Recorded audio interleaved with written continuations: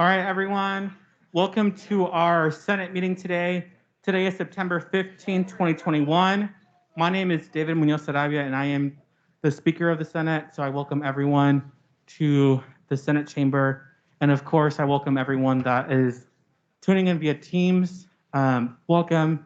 And of course, if you need live captioning, please select the three dots in the top right-hand corner.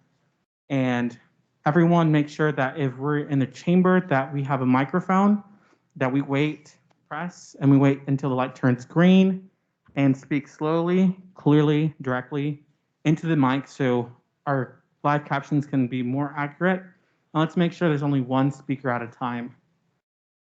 Awesome. So today is again, September 15th. I call this meeting to order at 5:35 p.m. Alrighty. I will assist with roll call for this moment. Of course, senators, if you hear your name, please state here or present. Senator Hester. Here. Senator Shyla. Here. Senator Velasco. Here. Here. Senator Brown. Present. Senator McAdams. Here. Senator McDowall. Here. Senator Bailey. Here. Senator Lee. Here. Senator Banerjee. Here. Senator Castellanos. Here. Senator Johnson. Here. Senator Mosley. Here. Senator Sanchez Martinez. Here. Senator Tovar. Present. Senator Bamboras. Here. Senator M. Here. Senator Cowell. Here. Senator Schulte. Here. And Senator Quibentoro. Here. I believe all 19 is present and quorum is present as well. Alrighty. So our agenda for today is we have a COVID-19 update from Dr. With, the Vice President for Student Affairs. We have an executive reports, approval of last week's minutes. For new business, we have a couple items. We have the election commissioner responsibilities and wage approval. We have the commission on SGA governing documents. And we're going to elect 3 senators to be on that commission. We have 2 pieces of legislation, F 2021 R1, F 2021 R2, announcements, and of course adjournment. So let's start off with COVID updates. Dr. With, are you on the call today? I am here. Can you hear me? I sure can. Let's have you on the screen. Let me do this. Let me stop sharing my screen so everyone can see your amazing face. And then the floor is all yours. Thank Mr. you, Speaker. David. You're quite the charmer. Can you thanks. mute yourself real quick because it's like a feedback loop.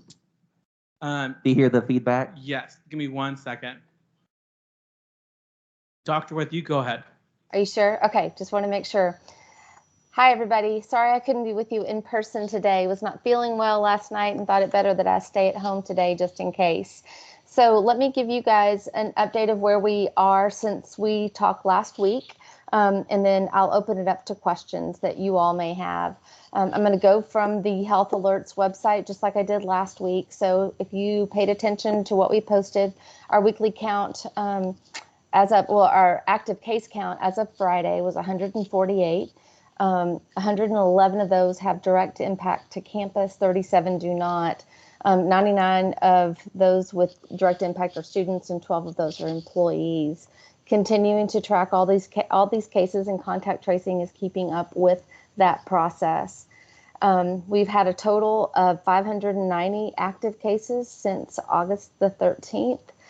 And then if you scroll down and look at our testing, we have conducted 8,067 tests on campus, and that's between the health center and the 2 locations of Curative, and for a 4.92% positivity rate. Additionally, what we reported on Friday shows that we have 12,562 participants in our vaccine incentive program. For those of you that may not know, that program ended Friday night. And so we're still working through the duplications of that, but the final notifications for prize winners, all of that would have gone out this week. So that part of the reporting will be ending as of last Friday, because that part is done. I'll give you I told you last week that I was competitive, and there's a few schools that we're keeping track of and utilizing as kind of a benchmark for us. Remember our number's 148. Texas Tech was sitting at 285 last Friday. Houston was at 382. Texas State was at 247, and Texas A&M was at 1,554. And I said last Friday, I looked their numbers up last night just to see them, but they were similar to those as of Friday. So similar campuses size, some bigger, but our numbers seem to be holding pretty well. If you look at what's happening in the North Texas region, most of the numbers look like they're about to plateau. If you follow what UT Southwestern has given as far as their prediction, they believe that we are just about to plateau and be hopefully moving down the backside of this surge that we're going through right now. We are continuing to monitor the number of people that are in the mandatory testing program. More information and marketing has gone out. Hopefully you're hearing about it from your instructors in your classes. Got flyers up in residence halls. It's on the electronic boards throughout campus. UBSC is putting up some signs to make sure that students who are walking around see it. Another notice would have gone on Canvas by this morning. You all should have seen that. So trying to make sure that everybody is aware. We do have the 3 locations for students and members of the campus community to participate in testing, whether that's in the Union or over by Goolsby Chapel, as well as what we have in the Student Health and Wellness Center. Based upon the numbers we have, and we've got to go through and get rid of all of the duplications. And so I don't know where the number's going to lie, but we're somewhere between 20 and 30,000 right now of people on campus who have are in compliance with the mandatory testing program, meaning they've tested since August the 16th, or they have opted out of that mandatory testing by uploading a vaccine incentive card or vaccine card, excuse me, or have posted a positive test that was dated within the last 90 days. So that's where we are. We're continuing to monitor. Hopefully we'll have full compliance by the time we get to the end of the period on Monday evening, the 20th. Or Monday by midnight, the 20th. But I'm happy to respond to any questions that you all have.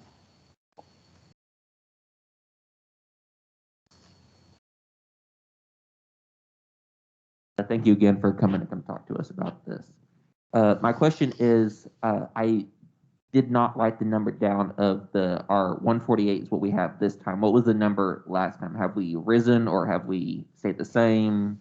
We're close. I think I don't remember off the top of my head what it was last week, but I want to say it was 144 maybe. Honestly, can't remember. We've been around the same. We have not risen significantly since that time frame. Okay, thank you so much. Mm-hmm.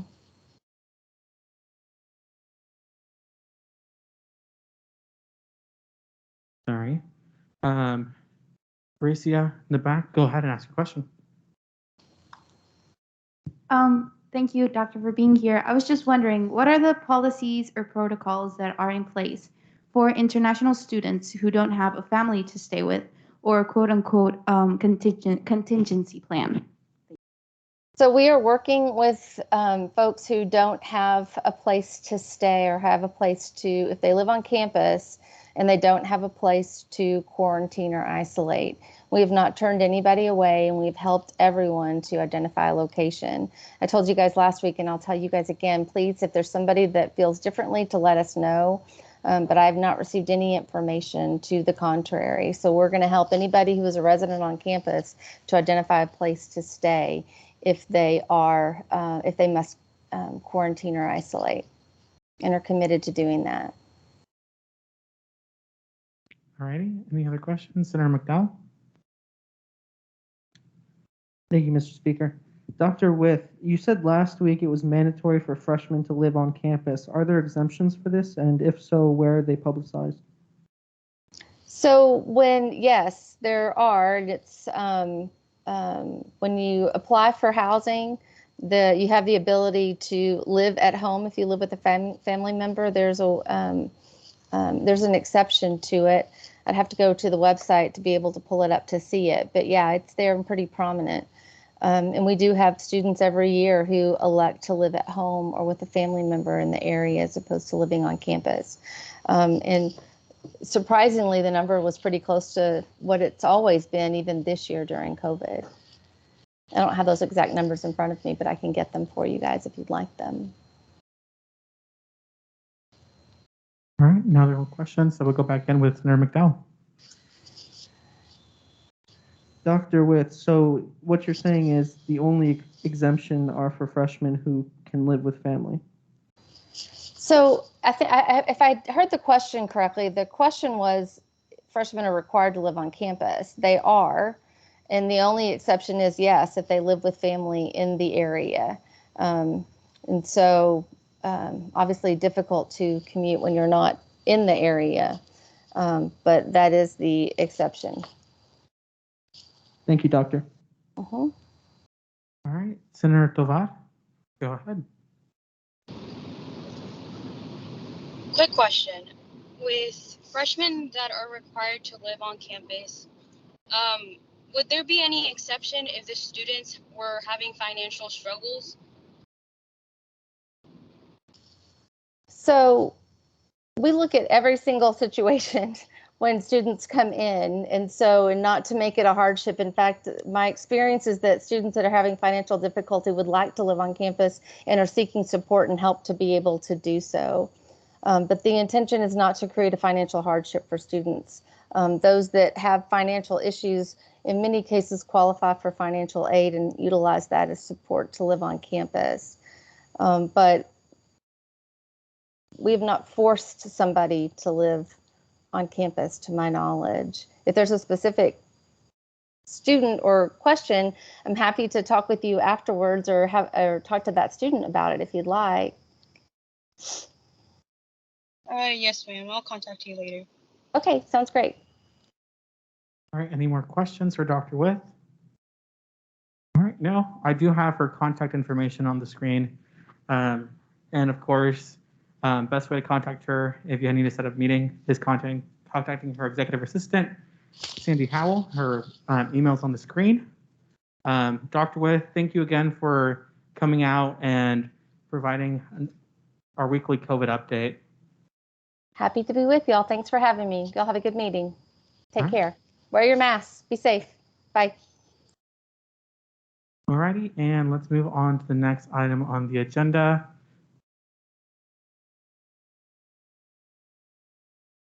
Which is executive reports. So we can have our executive team come up to the front, provide their executive reports. And of course, for our interns, how executive reports work is each executive will present their report. And then once they're done, the floor is open for any questions. And then once that is completed, then it'll be the next person on up. So we're starting with the intern program director, Jermaine Turner. Go ahead. Mic check. Cool. How's everybody doing?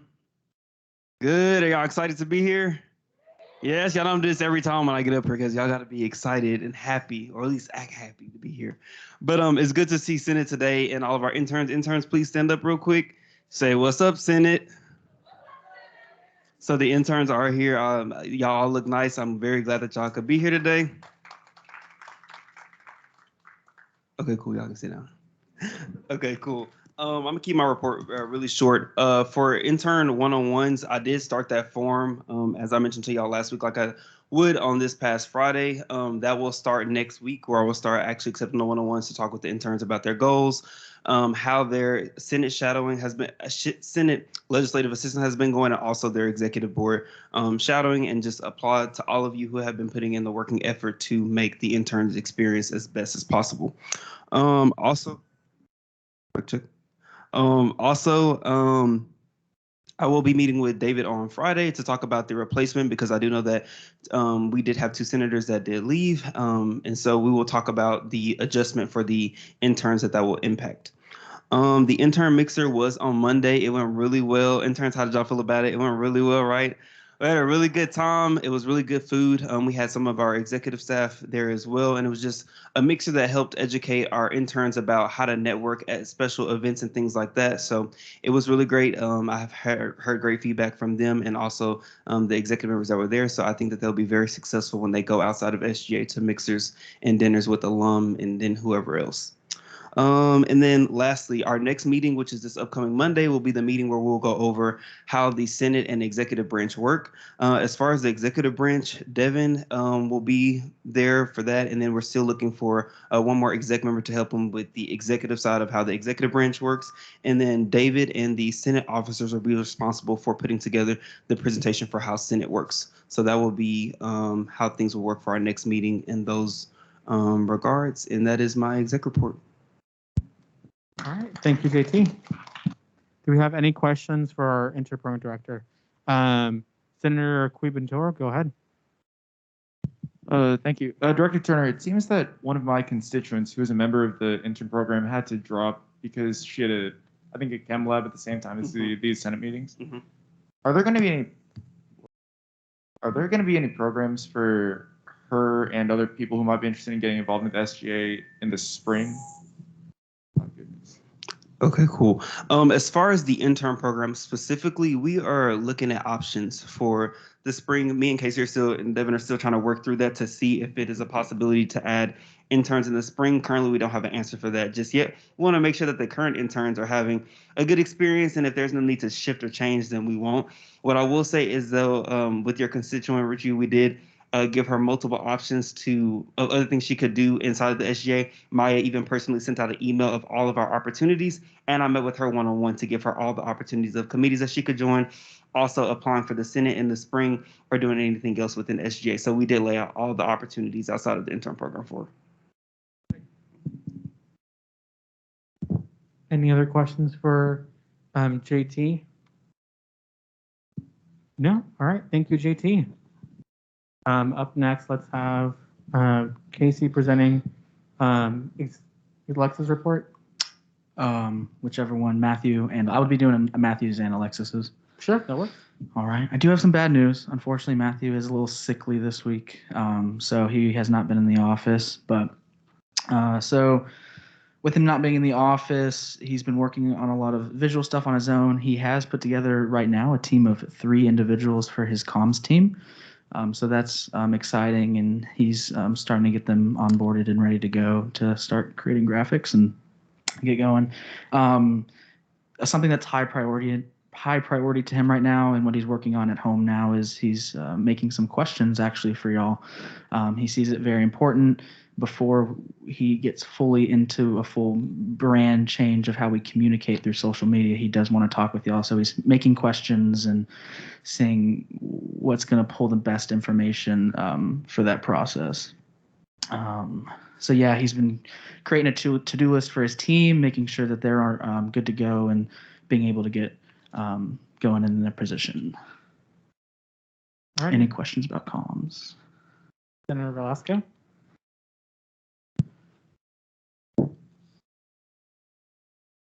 Hi, Casey. This comms team that you're talking about, will those be paid positions? No, they're all volunteer. Thank you. Any other questions regarding the communications director? Isabella, do you have a question? Or is your hand still raised from the previous question you asked? Oh, my hand's still raised. My bad. All right. No more questions? All right. We're with the Alexa's report, Casey. Yeah, I'll go ahead. I do. Sorry, I was going to lead with this. I do apologize about my attire today. I did have a committee meeting at like 7 a.m. this morning, so I got to campus really early, left my house really early, forgot to change of clothes. So I do apologize for coming in this. But going into Alexa's report, very focused on the ambassador program. The ambassadors are actually tabling right now at the campus services open house out in the library mall. So that's good. We had, I think every single ambassador was out there. So that was exciting to see them out talking to people and being able to table. Alexis has been focused on other tabling opportunities to get ambassadors out to, as well as working with Maya to get ambassadors in the resident town halls, which you'll hear more about with Maya. Any question for for Alexis' portion of the report? No? All right. Thank you so much, Casey. If we can have Zoe present her report. This is our Assistant Director for Diversity and Inclusion. Go ahead, Maya. Hey guys, like you said, my name is Zoe. I'm the AD for Diversity and Inclusion. So this past week, Chief of Staff Casey Jimenez secured a room for our upcoming self-defense course with UNT PD. It is going to be on September 28th from 4 to 8 p.m. in Jade Ballroom 333. That's the same room that we had the retreat in a couple of weeks ago. Just yesterday, I submitted the graphic for social media posts to Matthew. I know he's out, so I'm not too sure how long that's going to take, but I did set the date as September 22nd for RSVP for the self-defense course. Also, this past week, I have met with Olivia Martinez, the intern for the Division of Inclusion, Diversity, Equity, and Access. And we discussed coordinating with Deja Smith, president of UNT's NAACP chapter. And my intern, Deborah, was there as well.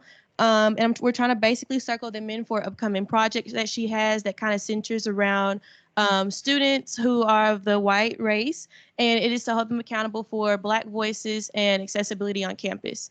That's something that we're hoping to get going, partner with other student leaders to execute this project that Olivia started.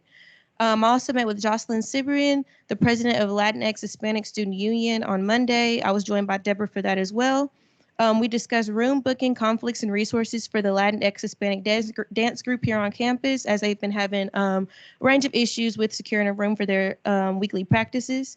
And we also discussed an event to provide support and resources for documented and undocumented students on campus. And overall, we're just looking forward to partnership for future events with them. That is all. Any questions for Zoe? Yes. Let's start with Senator Sanchez Martinez. Hi, Zoe. Hi. So I have a question regarding the undocumented, documented students. Mhm. So kind of what exactly, what's one thing that you're going to be doing to help further with these students? Because I know you said help interact with other activities or organizations or whatever. But what exactly is something that you're going to be helping with on the SGA side? So this was more so Jocelyn's idea. Like I do with all these meetings, we just come in, I ask them how I can ensure the success for this year, anything they may need. So one idea that she had being in her position was that there are a lot of documented and undocumented students across campus who don't have the proper support or resources. So our general idea was just anything from mental health, getting a Hispanic or a Latinx member of the mental health community to come in and speak with them. Just anything that we can. It's still something that's a work in progress. We still have to sit down to meet, but this was just an idea that we have going forward for collaboration. Okay, thank you. All right, awesome. Senator Johnson? Yes. Hi. Are you still getting, what is it, the UNTPD dragging their feet on working with you, or is it still, are we moving forward? We set a date. It's going to be next Thursday, if I'm not mistaken. Me and Casey at 10 in the morning. Yeah, 10 in the morning. We're going to meet with UNTPD, Officer Cossey, Chief Reynolds, anybody else that they may have. And this is just to get the ball rolling to start the discussion between all parties, and just to see what kind of, how we can come together to work on it. Okay, and you don't have to answer this one because you haven't met them yet, but are you getting a good sense that they're willing to work with us, or are they we're being very cautious, we're not dragging our feet on everything? I wouldn't say I got in the sense of anything. I would say it's more so I know their procedure, I know their protocol, and I think that's just something that they can't, fold over on. This is something that they have to adhere to. This is their policy. So I don't want to step in the way of them getting any type of trouble because they are here to protect us first. But we're going to see. They've been open-minded with us so far in all the meetings that we've had. So I'm hoping that they'll have the same attitude going forward. Thank you so much. Awesome. Emily, correct? Yes. Go ahead. Hi, Zoe. What time was the self-defense class? It is from 4 to 8 p.m. In September 28th. That's going to be a Tuesday. The flyer will be published whenever Matthew's able to finish it. And yeah. Okay, awesome. Thank you. All right. Any more questions for Zoe? All right. Awesome. Thank y'all. Thank you, guys. All right. Let's have Maya, our outreach director, present her report. Good afternoon, Senators. Since we last spoke, we were approved by the Executive Director of Housing to hold the resident town halls, so I've been focused on getting everything prepared for that. I've emailed all of the community directors for the resident halls and communicated with them on what the purpose of this event is, as well as provided them with a brief rundown of what the event looks like. I've also published a Qualtrics survey that will be used during these town halls to give students an opportunity to provide feedback on any issues they're dealing with. We've also decided to have a raffle giveaway for people who participate in the survey. If students show proof they've completed the survey, their names will be entered in a raffle, and at the end of the residence hall circuit, we will do drawings and give away prizes. I've also been working with Matthew, our communications director, on designing the flyers for this event so we can post on social media and get the word out by the end of the week. More committee meetings are taking place this week. Campus and Student Safety Committee met yesterday, and the APOC Committee is meeting Friday. We are currently still waiting on seats to be filled for the Non-Traditional Student Affairs and the Queer Trans Advocacy Committee, so we can meet quorum since the committee seats were extended to 7, so now we need 4 to meet quorum. And then finally, I met with one of my interns today, Jessica, and she was also able to help me with the town hall survey, which was so exciting. And then I'm also meeting with Daphne on Friday, which I'm looking forward to. And yeah, I'm just looking forward to working with them. So if you guys have any questions.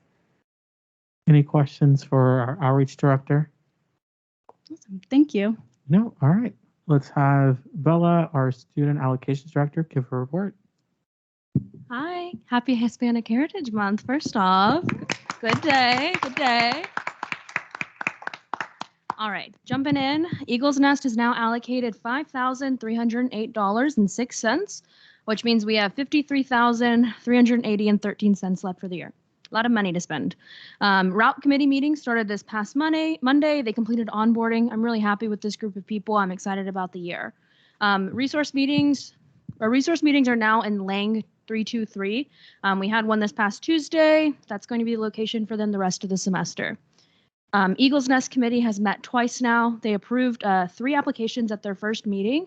Water polo was one of these applications. They were awarded $184 for practices.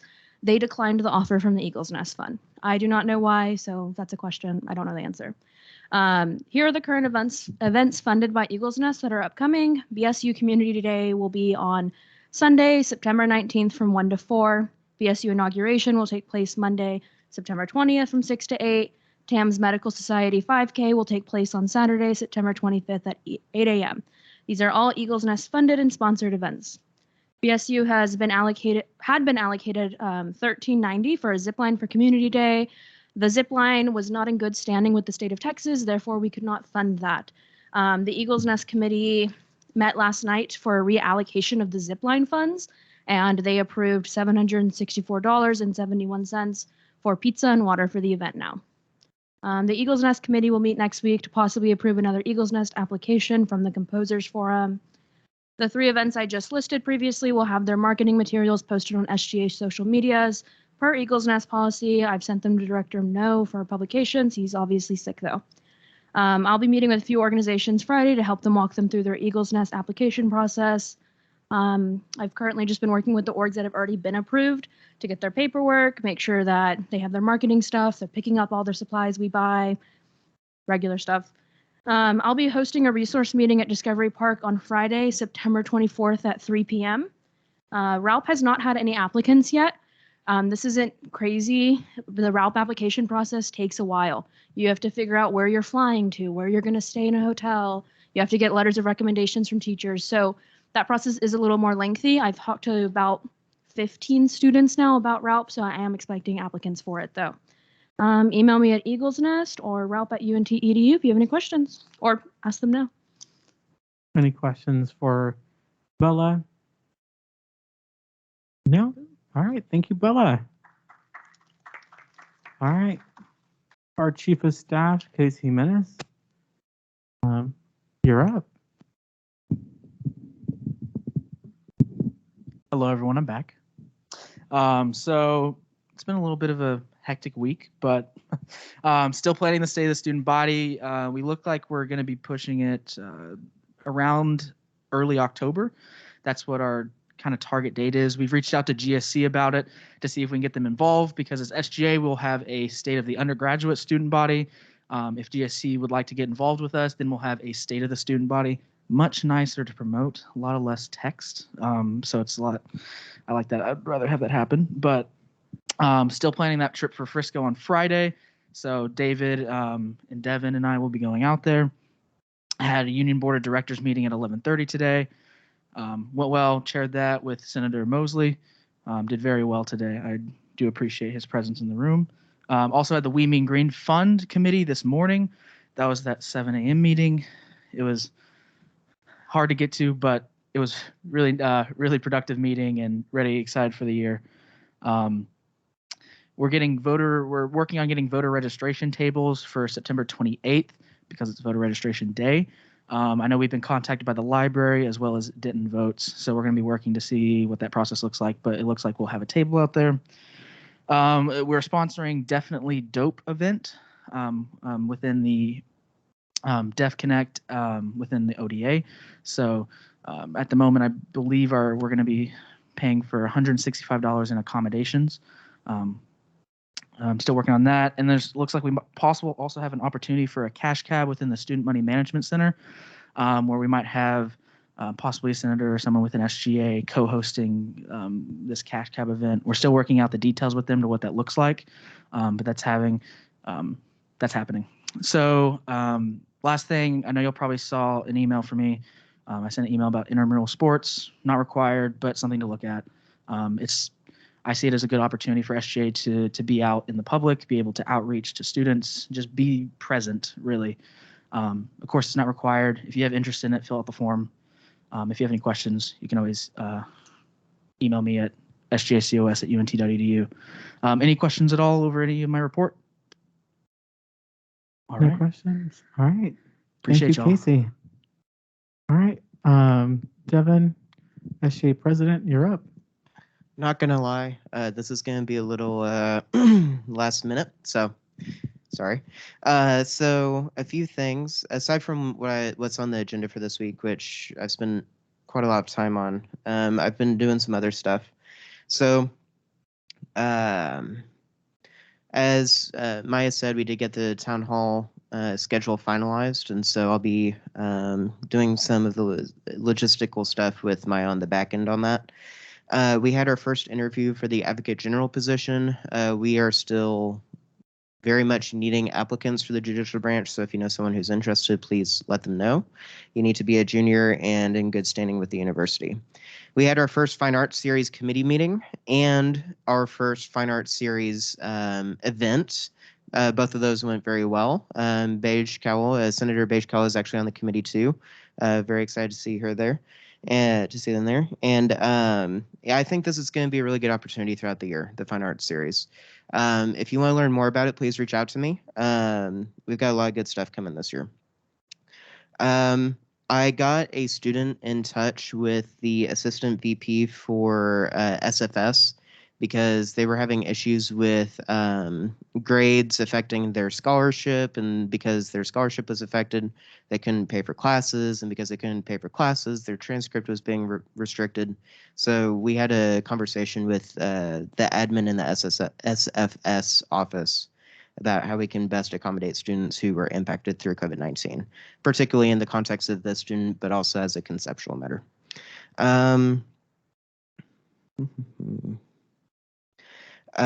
So in addition to that, we did get an email. Well, I reached out to Denton Vote Group. I mentioned this in the last meeting. We're looking at getting a new lockbox. That lockbox should be coming in tomorrow.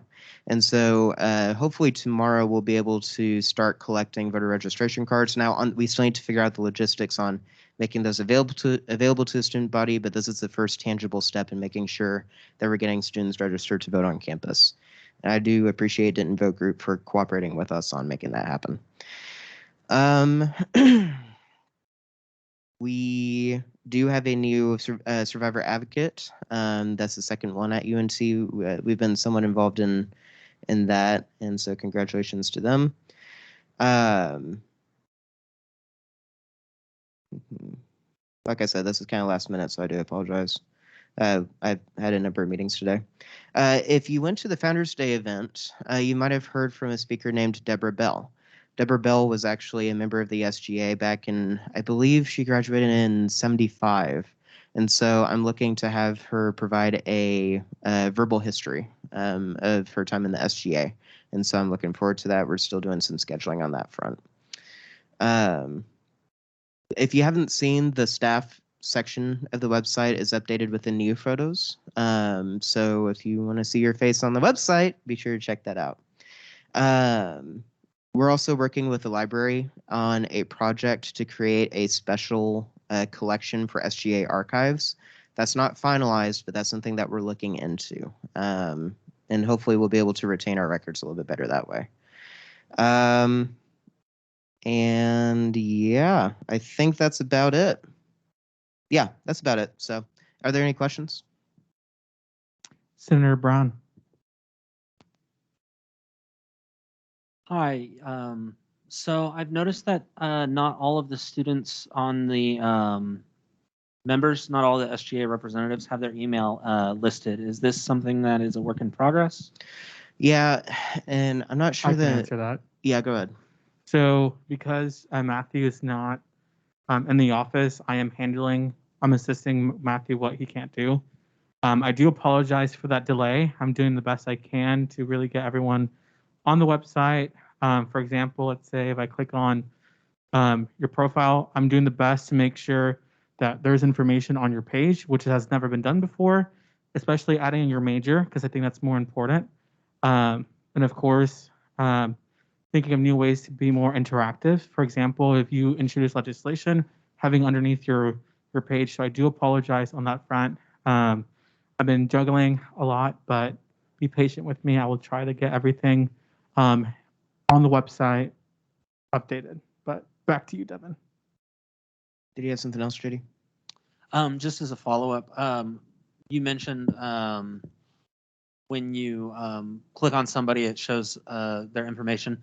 I saw on their office hours, for those holding their office hours virtually, is there a way to get that Zoom link put there? Yes. I would prefer that Zoom link be one link, and that's for recurring, but I need that information sent to me so I can have the website be as updated as possible. But so far I have not received anything. Okay, thank you. Yeah. Also, a couple of things I did forget to mention. This actually happened pretty recently, which is why. We received an email from Texas A&M student government. If you didn't know, one of the platform points that David and I ran on was membership in the Texas Student Government Coalition, which is essentially, you can think of it as like a UN, but for student governments in the state of Texas. That has kind of died off with COVID and everything else that happened. Texas A&M is taking the initiative to revive that coalition, and so myself and Casey, as representatives of the UNT SGA, will be participating in a preliminary informational session, which I believe is on the 26th. That could be the wrong date. Based on that preliminary informational session, we'll be able to gather more information about the compatibility of our organization's membership in that coalition, if there would be any issues with that. Any formal action to join that coalition would require approval from the Senate, and so y'all will be looped in once we have a little bit more information about what that would look like. Oh, and I also chaired the first meeting of the Campus and Student Safety Committee. We do have a chair for that committee now, and pretty excited about that. Anyways, yeah, forgot about that. Senator Johnson? So for the Supreme Court nominations of the list of people, do they have to just be junior, no higher, no lower, or does it just have to be junior up as long as they're an undergraduate? You need a minimum of 60 credit hours is the way that that's defined. Okay, thank you. Yeah. All right. Remind me your name. Karen. Karen, go ahead. With the Denton Vote Group program, will there be an option or resources for students to check if they're already registered to vote? Because I've noticed a lot of students have that question. That's an excellent question. And I think Bella has procedural rights in the meeting. I think Bella has a response to that. So Yes, she does. Go ahead, Bella. Yeah, so you can check that online at whatever county you're registered in. So keep in mind that if you're registered in Denton, you can only vote in Denton County unless it's a federal election, state election. So usually Denton votes, if they're tabling, they have a link to the website to check. It's just like the Denton government website. You'll enter like your name, your date of birth, and it'll show if you're registered, if you need to re-register, all that information. All right, any more questions for Devin? All righty, thank you, Devin. All right, it's now my turn for reports. First off, I just wanted to say happy birthday, Maria. It's her birthday. She's 20. We love Maria, so I just wanted to start off on a really good note. We love Maria. So stuff that I've been working on again is since Matthew's not in the office, I've been also helping out with the comm side of things. So I do apologize. There's have to juggle a lot. But last week I did participate in Founders Day's tabling with Senator Schultze. It was super fun. We got all rid of our green shirts, so we're excited to get more merch out to students. Again, like I was saying, our website will slowly be updated. I tried my best to, after every round of office hours, to get it updated, but I have class and there's a lot going on. So I will do my best to make sure by the end of the week, office hours are updated. And I'm currently in the process of reaching out to Dean. So if you have emailed me, hopefully I emailed back. I'm sorry, I'm not good with emails, but if you can please send me your availability. I know I've reached out to a couple of y'all. So I know Senator M and Senator Cowell, thank you for sending me your availability. Also, appointment form. So there have been a couple prospective students interested in joining the Senate, which I'm super excited about. They started the process of collecting signatures and have started that process. So I'm excited to see how many students are passionate about serving in the Senate and advocating for their college.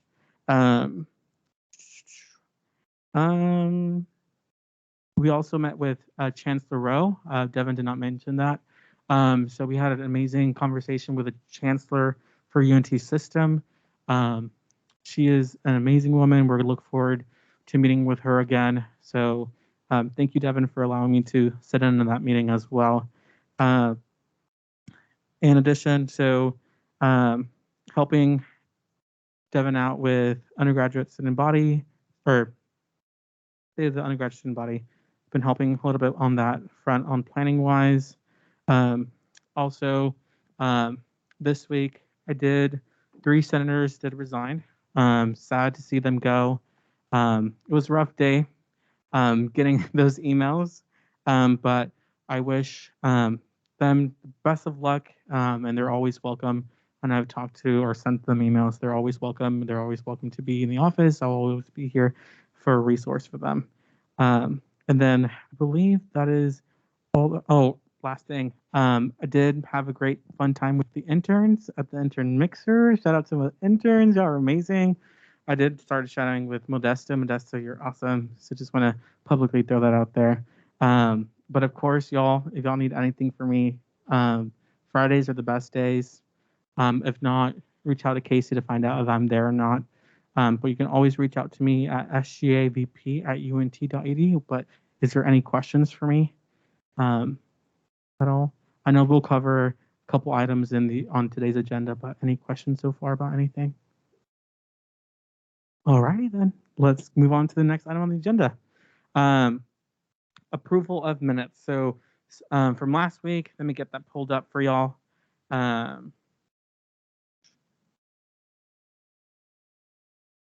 So this is the minutes from our last meeting.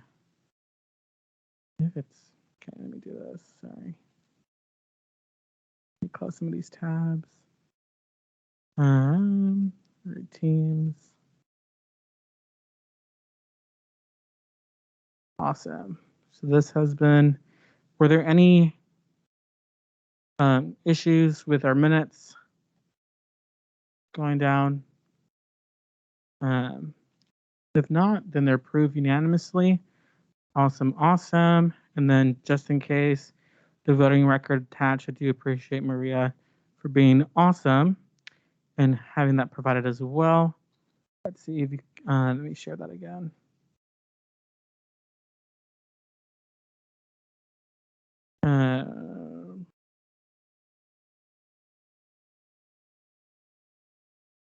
Any concerns? Any are accurate? Alrighty, approved unanimously. All right, let's go on to the next item on the agenda. Hopefully, should we share my screen? Is the election commissioner wages and approval. Make sure this is sharing. Sorry, y'all. Which was submitted by Devin. Giving Devin time to come up here. I'm gonna share the document. All right, Devin, I believe you have the floor. All right. So I will say I don't know that it's ever been done this way, but as you all know, I'm very structured. So I did want to provide some background on this, which is in the document. Taking it out of the thing. Okay, so this isn't legislation, so I'm not going to read it. It was provided in the agenda. But the document basically outlines the wages of the election commissioner and the responsibilities. This is a little complicated because the responsibilities of the election commissioner are outlined in the election code. The only people who have access to amend the election code is the election board. So the responsibilities are kind of set in stone. Now, the wages are a little different, but when you approved the wages budget in the first meeting of the fall semester, it included the election commissioner wages under that structure. So a lot of this is kind of straightforward. A lot of it's already kind of lined out. You've already either voted on it or it's already kind of outlined in a governing document. But there's kind of this arcane section in the bylaws that says that you'll need to approve the wages and responsibilities of the election commissioner. So I do think this is pretty straightforward. If you do have any issues, I mean, the second, like the responsibilities, I literally just copied and pasted from the election code. So I'm not making any changes with this document that aren't already outlined. And then the wages, I made no changes to that other than what you've already approved through the SGA budget. So, yeah, at any rate, hopefully this is a pretty quick vote. But if you do have a concern, I'm more than happy to address it. Any issues with this? With the election commissioner pay being 8 hours per hour or $8 per hour for 10 hours, max of 10 weeks for the whole year, and then, like Devin said, there was no changes made to election commissioner responsibilities. All right, if there's no issues, then it's approved by unanimous consent. Do we need to move to approval of the document, or? I mean, someone wants to make that motion, just to Senator Velasco. Senator Velasco moves to a period of voting. Senator Brown seconds. All righty. Do you want to do roll call? All righty. 1 second.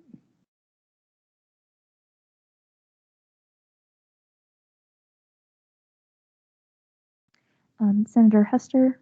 Aye. Senator Shiloh. Aye. Senator Velasco. Aye. Senator Brown. Aye. Senator McAdams. Aye. Senator McDowell. Aye. Senator Bailey. Aye. Senator Lee. Aye. Senator Banerjee. Aye. Senator Castellanos. Aye. Senator Johnson. Aye. Senator Mosley. Aye. Senator Sanchez Martinez. Aye. Senator Tovar.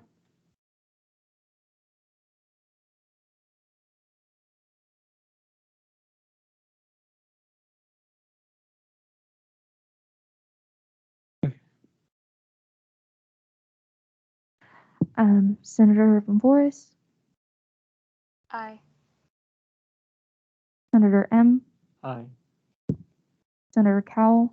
Aye. Senator Schulte. Aye. and Senator Cleveland-Toro. Aye. Alrighty, it's 18 votes in the affirmative. It's passed. Thank Alrighty. y'all. And I'll get y'all the election board appointments as soon as we get those applications and once we've vetted them. I promise we're not hiding anything. We're just waiting for people to come in, and we're going to try to be a little bit more intentional about advertising from this point forward. Alrighty, the next item on the agenda is Devin again. The Commission on SGA Governing Documents. Devin, you have the floor again. Yeah, so this has been a committee long in the making. Ever since I've been in the SGA in 2018, I've always noticed some pretty big issues with contradictions in governing documents. Kind of like what we just did, that little practice with approving that document. I mean, that's kind of an arcane point. If the election board approves the changes to that response to those responsibilities, and you approve the election commissioner budget or wages through the budget. So but essentially what the commission does, and I think there might be a PowerPoint, Dave, if we've got that. Are you getting that? I got you. Okay.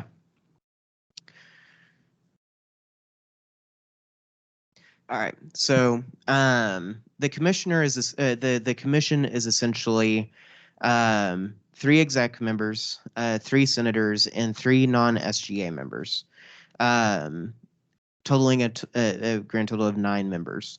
The committee would review the Constitution and bylaws to determine whether there's arcane sections, areas that can be amended, maybe something that's not inclusive or something that needs to be just better. It's going to be a very involved committee. There's going to be, we're looking at the entire document and we're looking at ways that we can make it better, the Constitution and the bylaws.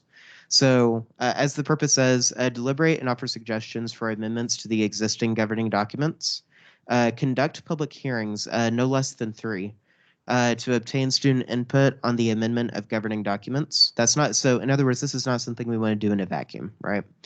We want to make sure that this is happening outside of the Senate chamber, outside of the SGA offices. We want to get that student input, even in the developmental phase. And the committee, assuming it's not dissolved prematurely, will sponsor a final recommendation for the Constitution and bylaws of the Student Government Association to be amended, which will be presented to the Senate for its consideration and vote. So the committee itself cannot make changes to these documents. It can only recommend changes that the Senate would consider. But the good news is that this commission is able to spend the time just focusing on this, whereas y'all are, I'm sure there will be bylaw and constitutional amendments throughout the year outside of the commission, but this does give y'all an opportunity to kind of focus on, your passion projects and really kind of get that done while we have a commission focusing, solely on those governing documents. So that's kind of the purpose of the commission. If you want to go to, so the way that this commission is set up, if you read the document provided, the president creates the commission under the section of I think it's the Constitution, which gives me the authority to create committees. I would serve as the chair of the committee, but the way that the committee works is in order for quorum to be present, you need no less than 5 members, so the 50% plus 1 requirement.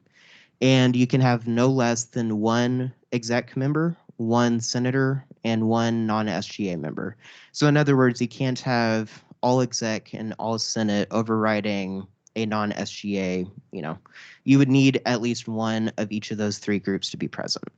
That requirement would also exist for voting on the final recommendation of the committee. You don't get to approve the final recommendation without having representation from any one of those 3 groups signing off on it. And then, of course, you need at least 5 to pass the measure. And then it goes to the Senate, and then it would be at the Senate's discretion what happens after that with the recommendation. It could be referred to an internal committee. Y'all could just, take a vote on it. At that point, it's y'all's recommendation. So This has been done before. To my knowledge, this happened in, I think it was in 1971, 1972. They considered a bunch of different proposals for complete revisions to the Constitution. And so if the committee so decided to produce a recommendation to completely strip our existing governing documents and replace it in its entirety, there is a precedence for that. And so that I do find a legal standing for the committee on those grounds. So you've probably had a chance to look at the document. I just want to make sure I've had a chance to kind of explain the technicalities of the commission. It's a lot more technical or a little bit more complicated than a regular committee where it's just, 50% plus one and all that kind of stuff. So I just want to make sure I had a chance to kind of talk it out. My requested action at this point is that appointments be made of the Senate to appoint 3 of its own members to the committee, which I would think would go through the normal Senate officer process, like what y'all did in the first meeting, so that we can begin the process of selecting our non-SGA members. Now, before we get into the appointments, just want to speak on the non-SGA members. There's going to be a committee of 6 people that's going to decide on the other 3 non-SGA members. That's an even number, which means it could be a tied vote. In the case that's a tied vote, the application fails. So it gives the benefit of the doubt to the committee, to the committee that votes no. Again, it's complicated because it's a tied vote if that happens, but I don't want it to be a situation where exec is overruling the Senate, right, or vice versa. But the committee of 6 would determine the other 3 applications, which would be done through the committee, the whole committee application that's currently in use. Hopefully that would be done quickly so that we can kind of get to work. But until those 3 non-SGA members are selected, the committee would not be able to conduct any business other than consideration of those applications. So I know that's a lot of information, but all I'm requesting at this time is 3 senators to sit on the committee, and the committee can begin the process of selecting its final members. Just, if we have any questions before we go into a period of nomination, allowing the Senate to go ahead and do that, just to make sure we have any questions that they're addressed now. Senator Brown, go ahead. Do you have any current anticipated time or dates for these meetings so that we can plan accordingly? Good question. I would probably it does depend on the schedules, right? We will have 3 public meetings. I anticipate 2 of them being in person, 1 of them being 2 of them being hybrid, and then 1 of them being only online, so that we can get as many people as possible in those public hearings. So that's something to keep in mind, and that's going to be the timeline of that is going to be determined by the committee. In terms of its regular meetings, that's something the committee will kind of have to establish for itself. I would anticipate no longer than a biweekly frequency, because there's a lot that we have to do in a relatively short amount of time. And in between those biweekly meetings, we'd be doing research and, creating amendments that we might introduce in the meeting, stuff like that. Probably the committee will address the governing documents article by article in each of their meetings, and then hopefully come to a decision on each article as we go through it. And then the final meetings of the committee would kind of be a holistic review of the documents to make sure that there's no contradictions or anything like that. Still kind of doing a little bit of logistical planning on that, but that's my initial kind of vision for the commission. The more members we get and the more I can determine what the availability looks like, the subjects change. Thank you. Any more questions? Go ahead, Senator Banerjee.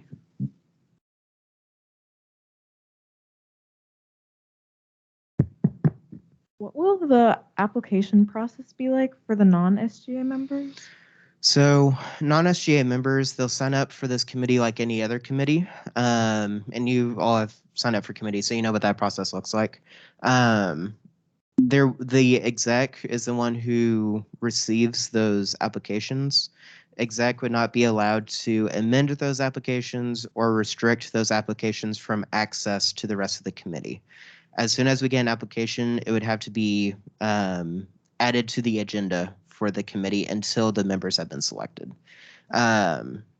So that's kind of my plan on that.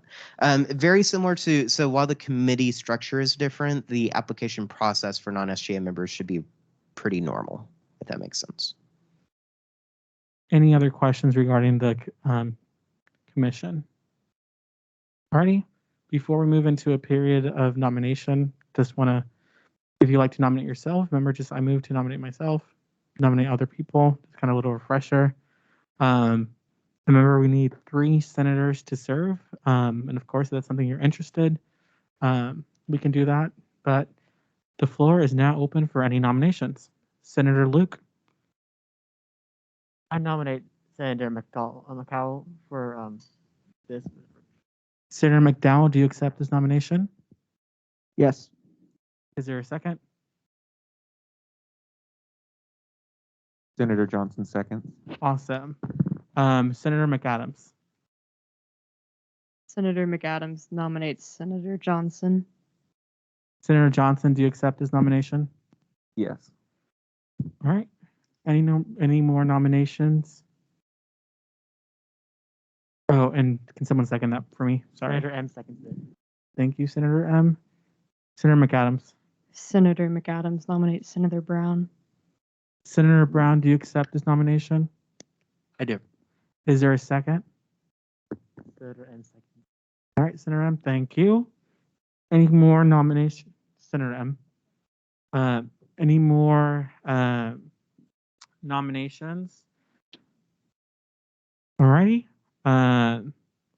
Since there are 3 senators and no one else seems like wants to run, my recommendation to the Senate is to vote on all 3. Senator McDowell? I move we vote to approve the nominees. Is there a second? Senator Johnson seconds. All righty. My recommendation is through unanimous consent. Is that okay with the Senate? All right. Does someone oppose the Senator McDowell, Senator Johnson, and Senator Brown from being the Senate appointments to the commission? All right. No one opposes. Then the 3 senators are now officially appointed to the commission. Congratulations, senators. I look forward to working with y'all. I'll be in touch on scheduling.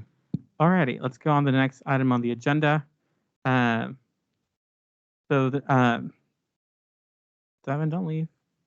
All righty, so the next item on the agenda is F 2021 R1, the Tina Lewis Appreciation Resolution, and the status of this legislation is emergency status.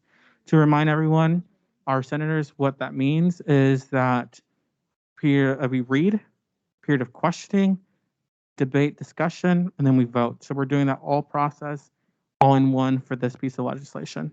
It was introduced by Devin Skinner and sponsored by co-authors, a couple of our exec team. Let me go ahead and pull that up for y'all. Devin, you have the floor again, but let me pull this up first.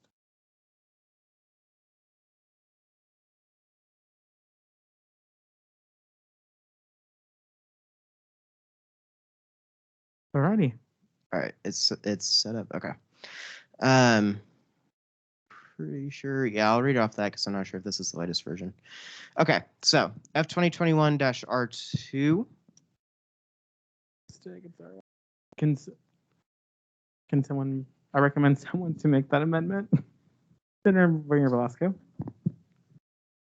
Senator Velasco moves to amend the document to read F 2021-R1. Senator M, thank you for that second. Does anyone oppose this amendment? All right, it is passed through unanimous consent. Proceed, right. Devin. Thank you, senators. So F 2021-R1, the Tina Lewis Appreciation Resolution. Whereas Tina Lewis has served in student activities from an administrative assistant to senior administrative specialist at UNT since July of 2017. Whereas Tina's responsibilities included the following: budgeting, record keeping for student service fees, Eagles Nest, and route funds, assisting the SGA with purchasing needs for the Eagles Nest program and the Student Government Association, and assistance in general office-based management. Whereas Tina's favorite day-to-day responsibilities were assisting and encouraging students in any way she could, watching student organizations host events to make a positive impact on campus, and watching SGA members grow and mature during their appointment. Whereas Tina is leaving UNT to pursue other opportunities after 4 years of engaged involvement with UNT student activities in multiple organizations. Let it be resolved that the Student Government Association expresses its gratitude for the hard work Tina Lewis has dedicated to the student body since 2017. Respectfully submitted, Devin Skinner, Casey Jimenez, Jermaine J.T. Turner, Bella Armenta, and Matthew No, and Alexis Hawkins. All righty, thank you, Devin. Now we're in a period of questioning. Do we have any questions? Or the floor is open for any motion, sorry. Yeah. Senator Quibantoro. Senator Quibantoro moves a period of questioning. Senator Johnson seconds. All right, you have the first question.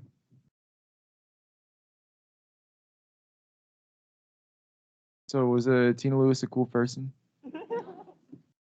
Yes, a very cool person. She was quite helpful in the SGA's operations over the years. Like I said, I came here in 2018, and she came here not too long before that.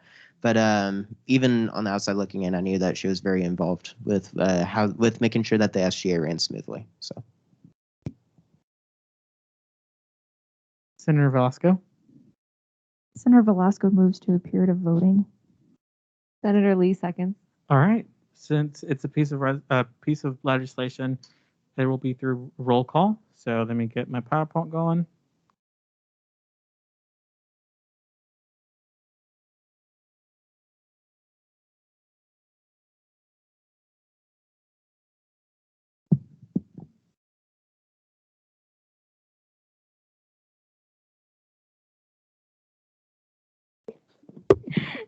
Shoved it in my face. Sorry. Okay.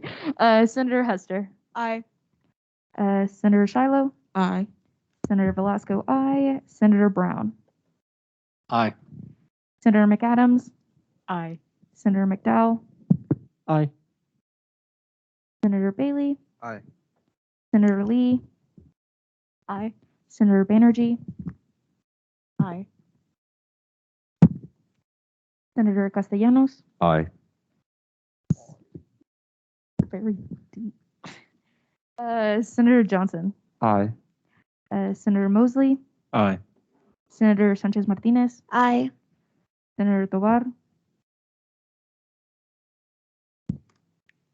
Can you hear? Let me check. Isabella, can you hear us? Do you have signal?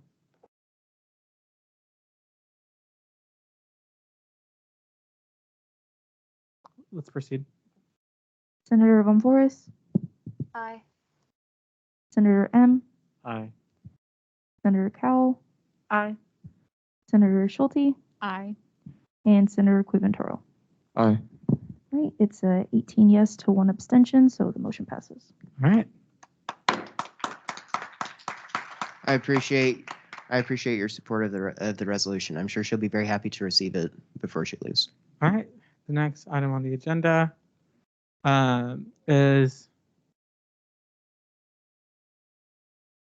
So before Devin pulls up this document, to anyone watching online and anyone here, it's a pretty hefty piece of legislation. I won't lie to you guys that were able to read it beforehand. So I want this to serve as a trigger warning. It will include some homophobic remarks, and just due to the nature of the situation and some policies that had to be researched, it may also include some policies regarding to sexual assault, misconduct, and things like that. So I just wanted this to serve, like I said, as a trigger warning because it will include some sensitive topics. So yeah, thank you. If I can make a request. So Tatum Catalani-Henderson is actually here today. It's my request that Tatum be recognized to read the legislation on behalf of the authors. Senator Velasco. Senator Maria Velasco motions for Tatum Catalina. moves to have Tatum read the document on behalf of the authors. Senator M seconds. All right. Does someone oppose to that? All right. Tatum, maybe you can come up front, please. Let me have that piece of legislation on the screen for y'all. And before we read it, I do also want to let y'all know there was a meeting today before the Senate meeting with the Dean of Students and the Title IX coordinator. There's certain parts of this legislation that are likely going to get amended following that meeting, but the legislation will be read as entered into the record. All right, Tatum, you have the floor. First, I just want to say thank y'all for having me and thank you for dedicating your time to this. It really does mean a lot that y'all cared enough to put so much time and effort into making this document. So thank you for that. And here we go, I guess. The Catalani-Henderson resolution. Whereas the University of North Texas's mission statement is, at the University of North Texas, our caring and creative community empowers our students to thrive in a rapidly changing world. Whereas UNT policy states, discrimination and harassment are violations of this policy and will not be tolerated. The University of North Texas prohibits discrimination and harassment against any student, employee, or applicant because of race, color, national origin, religion, sex, sexual orientation, gender identity, gender expression, age, disability, genetic information, veteran status, or any other characteristic protected under applicable federal or state law in its application and admission processes, educational programs and activities, employment policies, procedures, and processes, and university facilities. Whereas the UNT community does not tolerate behavior which is contrary to its mission statement, university policy, and common decency. Whereas on August 30th, 2021 at 12:49 p.m., a graduated student by the name of Tatum Catalani-Henderson posted on Twitter that her track and field head coach, Carl Sheffield, made highly inappropriate and discriminatory remarks towards and involving student athletes. Whereas the UNT Office of Equal Opportunity investigated the claim and ruled the matter as unsubstantiated. Whereas neither the UNT Office of Equal Opportunity final determination nor in the email containing the final determination mentioned an appeal process for Tatum, who claimed she would have utilized this resource had she known about it. Whereas Tatum's Title IX concern was processed under Policy 16.004, which has no mention of an appeal in its language or title.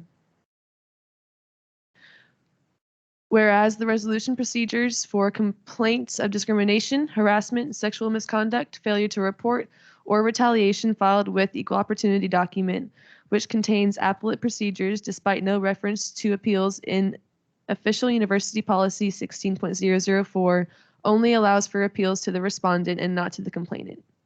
Whereas the appeals process for Title IX rulings are not easily found on UNT's websites and can only be found in Policy 16.005, the title of which does not include a reference to appeals and is not applicable in discrimination cases like Tatum's.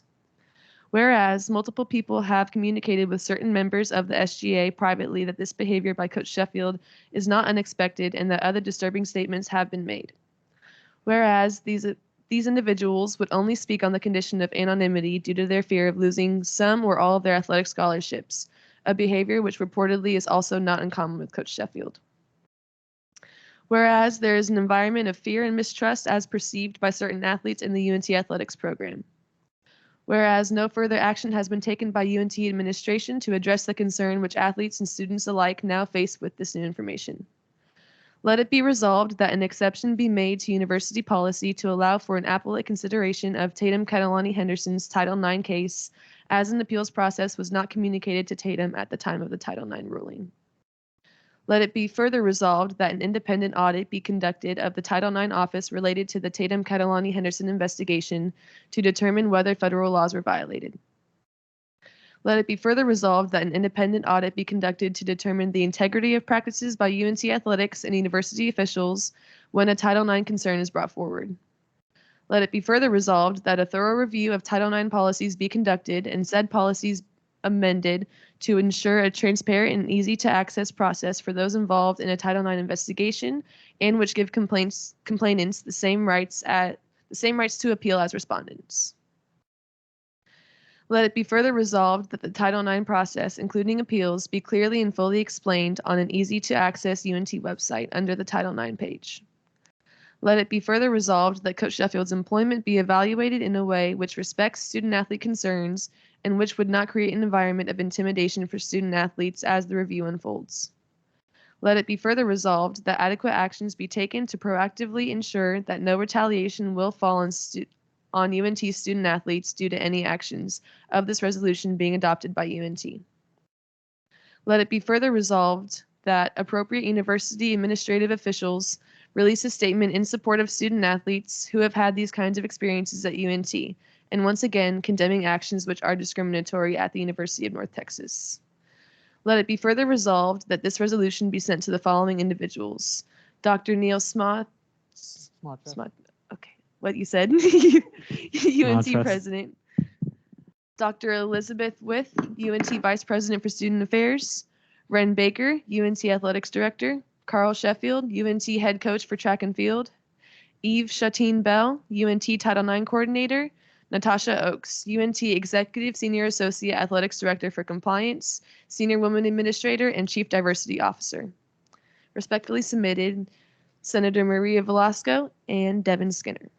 I'm going to scroll down. Yeah, and while you're doing that, can I provide some background on this real quick since we're still kind of in an introduction phase? Title IX office, we did have a productive meeting. Tatum, myself, Mo McGinnis, and Eve Shatine Bell were in the meeting. And there were some decisions that were made in that meeting regarding steps forward. And let me see if I can pull it up here real quick. The reason why I'm mentioning it now is because, again, it's going to influence the legislation. So, and Eve Shatine Bell did authorize me to speak on this in the Senate meeting. With respect to the request for a review of Title IX and non-discrimination policies and procedures, I agreed that such a review is necessary and would be beneficial to our non-discrimination structure. You and I will, Devin and I will work together to create an ad hoc committee that will review these policies and procedures for, among other things, fairness and equity towards students. With respect to the request for a change to EO and Title IX's appeal process for discrimination and harassment complaints, I agreed that offering appeals to both complainants and respondents, as opposed to just respondents, is appropriate, and we will be making that change within the month of September 2021. With respect to discussions of proactive protections against retaliation, our office is open to working with SGA and North Texas Athletics to discuss whether policy and procedure changes are necessary. So this meeting happened, gosh, maybe 2 hours before the Senate meeting, so there wasn't enough time to amend the document again. And I do appreciate y'all's adaptability to the document changing within the last couple of days. So some of those policies are being implemented, and as we go throughout this next week, before we get into discussion and voting, there will likely be some amendments based on this new information. And we do appreciate Eve Shatine Bell and Mo McGinnis for being so accommodating and willing to speak with us and to have that conversation today. I'm going to continue scrolling just to make sure everyone that is tuning in via Teams, I know I'm going a little bit fast just so it's and if I can just real quick speak on the final the investigation, the investigative report, I did receive consent by Tatum to publish this. And so just want to make sure that was on the record. We did receive written confirmation that we were allowed to publish this. We also have some emails regarding that contained the report, also contains the reference to the policy. And as you saw, there was the initial tweet. Alrighty, that is the whole document. Goes out. The floor is open to any motions or period of questioning, I would say. Go ahead, Grant. Are we on questioning or are we making a motion? Remember that we're not under emergency status, so okay. We only get read and question, so be a period of questioning. We would need to move into yeah, someone would have to move. Then I motion that we move into a period of questioning. You move to Go into a period of questioning. just make Senator sure Hester seconds. make sure that we're saying it correctly. All right, Johnson or Senator Johnson, go ahead. So, having seen a lot of this all over Twitter and other social media platforms, has there been any disciplinary actions taken against the coach in this instance who made those discriminatory remarks? No, there has not been. So I actually had a meeting with Jared Mosley and Natasha Oakes a couple of weeks ago before I posted this on social media, because I had not received any correspondence following the closure of the investigation. I didn't know if they'd even talked to Coach Sheffield about what had happened. And there was reportedly discussions that were had with him. They couldn't disclose to me what they said to him. But as far as disciplinary actions goes, I believe that they gave him a bit of training on the matter and they discussed the matter with him, but that is as far as they could go with disciplinary action, given that it was ruled as unsubstantiated. Thank you so much. Also, to tag on to that, the training was specialized. It was training that they don't normally receive in like an orientation. It was because of the situation. But no official reprimands or any fines of anything were made. Okay, thank you. Alrighty, Senator Cowell, go ahead. First of all, thank you so much for coming here today and reading this legislation to us. I'm unfortunately very familiar with Title IX and having had to file one myself. It also fell through. And the EO's office gave me the option to proceed with UNT independent investigation for breach of UNT's code of conduct. Was that something that they offered you in this situation? No, there was no mention of any appellate procedures at all, and I assume that was because under Section 16.004, complainants are not allowed to review the investigation's final determination. They're not allowed to appeal it, and so I assume that's why I wasn't told about any appellate procedures, and no mention of any other further action that I could take was ever made to me. After the investigation concluded, I waited for a while and I received an email giving me the final report, but that was all that I'd ever received from anybody in the athletic department. 16.004 was referenced. We were notified by Mo and Eve that the situations like this would now fall under 16.005, which does mention an appeals process for both parties. But at the time that this specific case was being deliberated on, it fell under 16.004 due to national requirements. And under 16.004, the complainant wouldn't have an appeal process. Now, there are still cases which can fall under 16.004, not to say that all of them have stopped, but cases like Tatum's would actually fall under 16.005 now, under new federal guidelines. Senator McDowell? I move that if Director Turner still wishes to speak, he be recognized. Does someone want to second that? Senator Clementor seconds that. All right, JT, you have the floor. All right. Well, Tatum, first of all, I want to say thank you for bringing your story forward. It's not just your story, but this is a story, I believe, of so many other athletes and just students on campus in general. So thank you for being so brave. And thank you to Senator Maria and Devin for working so hard with this to bring this issue forward. My question to you is, and I want this just for the record, I would love for you to speak on the environment because I have friends who've been on the track team and spoke about the story. And it wasn't just, they just didn't feel that the issue was just about homophobic comments, but also racist comments that have been made by this coach and things that have been very unsettling. So I want you to speak for the record about the hostile environment that has been created by the UNT athletics and track teams specifically, so that the record shows that for other people who might come back and watch this, and of course the administrators that are on this team's call. As far as the environment of UNT athletics and specifically the track team goes, before I even joined the track team, I had heard rumors about Coach Sheffield being homophobic or sexist or racist towards people.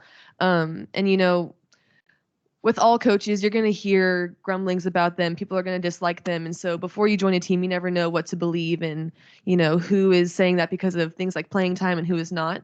But it became very clear to me as soon as I joined the team that these were very valid concerns because it was multiple people complaining about very different things. And specifically for Coach Sheffield, there has been many instances in which people have brought up to me times that they feel as if he treated them poorly because of their sexual orientation.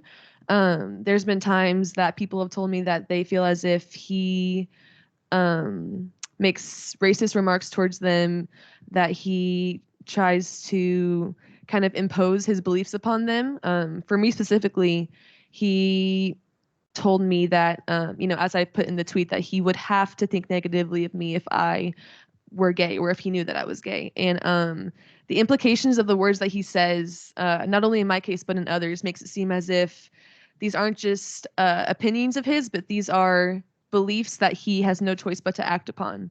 And so as far as his sexist and homophobic and racist remarks go, I would say that just the nature of what he says and the connotations of the words that he chooses to use, they really, really do make a very toxic and I would say quite dangerous environment for, a coach who has that much power over you to be saying those kinds of things. It's just a really dangerous thing to allow because you never know what somebody else is going through in their personal life. And when coaches recruit you, they make it seem as if the school is going to support you, more than just athletically, and that they're here to develop your athletic skills, but also your character and your just you as a person. And as an athlete here, they try to insert themselves into your personal life and they try to get close with you and they try to ask about your family and how you're doing and about your friends and your social life.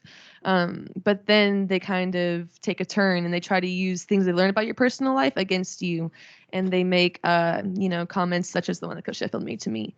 And Coach Sheffield is not the only one who I have heard discriminatory remarks from. Coach Kevin Williams used to be the head cross country coach for UNT. And I heard several pretty racist comments from him while I was on the track team. It's something that happens very, very often, but because of the fear of retaliation, nobody reports it. And it is guaranteed to athletes that coaches cannot retaliate against you for making such reports. However, for my example, if I were to have reported Coach Sheffield while I was still on the track team and he wanted to retaliate against me, he could have very easily reduced my scholarship or taken it away completely because of my report, but then he could just claim that it was because of my performance or because of my grades or because of my attitude. And then he most likely would not have been reprimanded for retaliating against me for filing such a report. And so I would say that the comments definitely make a dangerous environment, but the fact that they have such power over you and controlling your scholarship and controlling your personal life in a way, it just creates a very, very dangerous environment for us, especially as we are, in a very influential period of our lives. So. Okay, thank you. I am temporarily presiding over the meeting, and this temporary period is coming to an end. Thanks for having me. Sorry, I had to step out. I'll respond to period question. Awesome. Senator Mosley, go ahead. All right. Thank you for being here again. I know it takes really a lot to step out, being the one of few to step out. So we really thank you. My question is that we understand that he is aware of this. So is there any contact that has been made or anything that has been said since he was aware? Contact made to me by him? Yes. No. So actually, I had decided to opt out of the track season in the 2019-2020 season due to COVID. Forgive me, it was the 2020-2021 season due to COVID. And I had decided to opt out before I had filed the report against him. And I had texted Coach Sheffield telling him that I was thinking about opting out because of, the coronavirus. I have little brothers, and so I did not want to risk anything around them. And he said that it was a shame. He hated to see me go because I was a great athlete and all that kind of stuff. So he wanted to talk about it. And so I replied to him and asked when he was free. And he never responded to me about that. And so I went forward with opting out because I had gone weeks without hearing from him. And it was at that point that I decided to file the report, because when you opt out, they secure your scholarship so that coaches cannot take it away because you opted out. And so since my scholarship was safe, I thought that it would be a good time to finally make that report.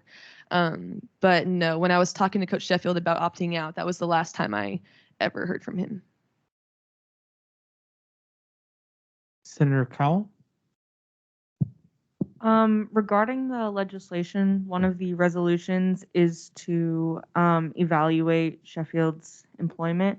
I'm wondering what party will be doing this, and how is accountability handled in that situation? Yeah, so and we talked a lot in this meeting with Even and Mo. They don't have any control really over this situation. The matter was ruled unsubstantiated and all that. Now, I mean, independent of any other like reports, but you know, we don't know if those would happen. But in terms of what could be done now, I think I could not get any information from athletics on this one, which makes sense as a personnel issue. But athletics would need to be the one to evaluate that. This is just requesting that, given some of this new information, that we just reevaluate what that situation looks like, to make sure that student athletes are best served by that leadership on the team. If I can add to that, Beige, your question. So of course, if the resolution does pass, I personally would be the one would take it upon myself, of course, if Devin or if any of you would like to assist, following up with the adequate departments such as the Equal Opportunity Office, the Title IX Office, athletics. So not, of course, I do want the resolution to pass, but also follow up and make sure that everything is done. So I personally would take that on, and would be more than happy to answer any of your questions and give you any updates at any meeting. And I'll also bounce off of that. Our job in the executive branch is to execute. And so it's not just our resolution, it's anything that the Senate directs through legislation. It's our job to execute it, and we're going to do that to the extent that we are able to in our position. Alrighty. Sophia, do you have questions still? No, sir. My question was just answered. Thank you. Awesome. Senator Schulte? Hi. So I am not like completely familiar with like on and off season and like that, like how that works in a college setting. So like during, I guess, like track and field season, which I know has like indoor and outdoor, like how much time would you like spend like with or near like Coach Sheffield? So track season for cross country begins much earlier than it would for regular track. And so I'm not sure about that exactly. I was a triple jumper, and so I was categorized with the sprints team. And so for us, practices started in September, and they last through June if you qualify for certain rounds of the NCAA championships. So we spend a significant amount of time with the coaches. If you look into the report, you'll see that Coach Sheffield claimed to only see me 2 to 3 times a week and to barely even talk to me when he did, because he was the head coach and my event coach for triple jump was a different person. However, because I had switched from basketball to track, and because I had been a basketball player for my whole life, I had never been technically trained in track and field. And so Coach Sheffield spent a good amount of time every single day coaching me on my technique and my form and my sprinting form and things like that. And so I would say that, let's see, our practices started at about 3 p.m. every day, and we would be at the facility until 7:30 getting treatment and stuff, but you get there early because you have to eat lunch first and all of those things. And so I would say we spend about 5 to 6 hours a day with the track and field team in general, maybe 2 to 3 hours a day specifically with Coach Sheffield.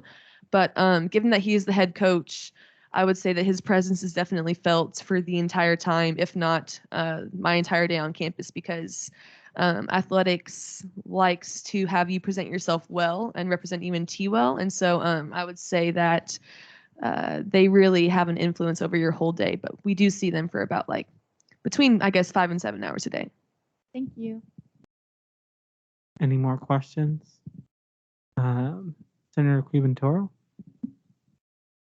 Thank you, Mr. Speaker. In the clause succeeding the clause which, wait, let me reword that. In the clause it's about adequate actions being taken to proactively ensure that no retaliation will fall on athletes. Do we know what those actions might entail? Good question. So this is something that I kind of brought up in this meeting. Retaliation policies, by their nature, have to be retroactive.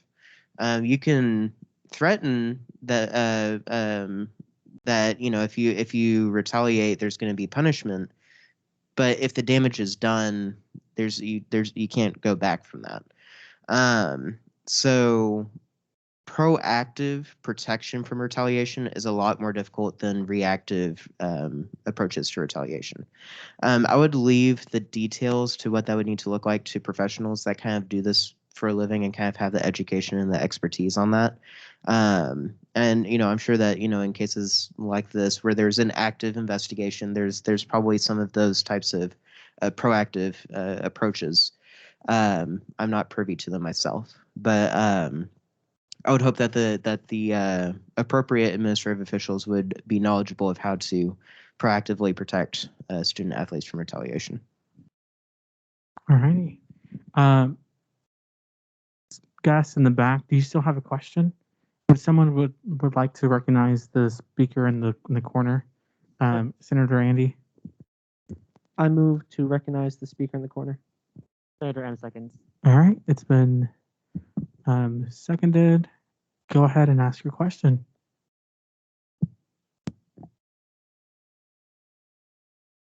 Hello.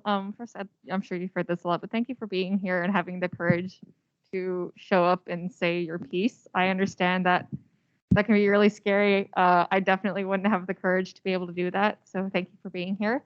I just had a question on what would you like what sort of measures would you want the university to take against your former head coach as either preventative to keep this from happening again, or further training to keep it from happening again?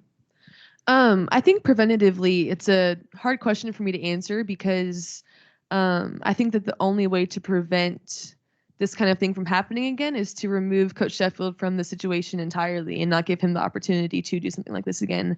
However, the administration has told me multiple times that because of the way the investigation concluded, they don't have the power to take any disciplinary action, I guess.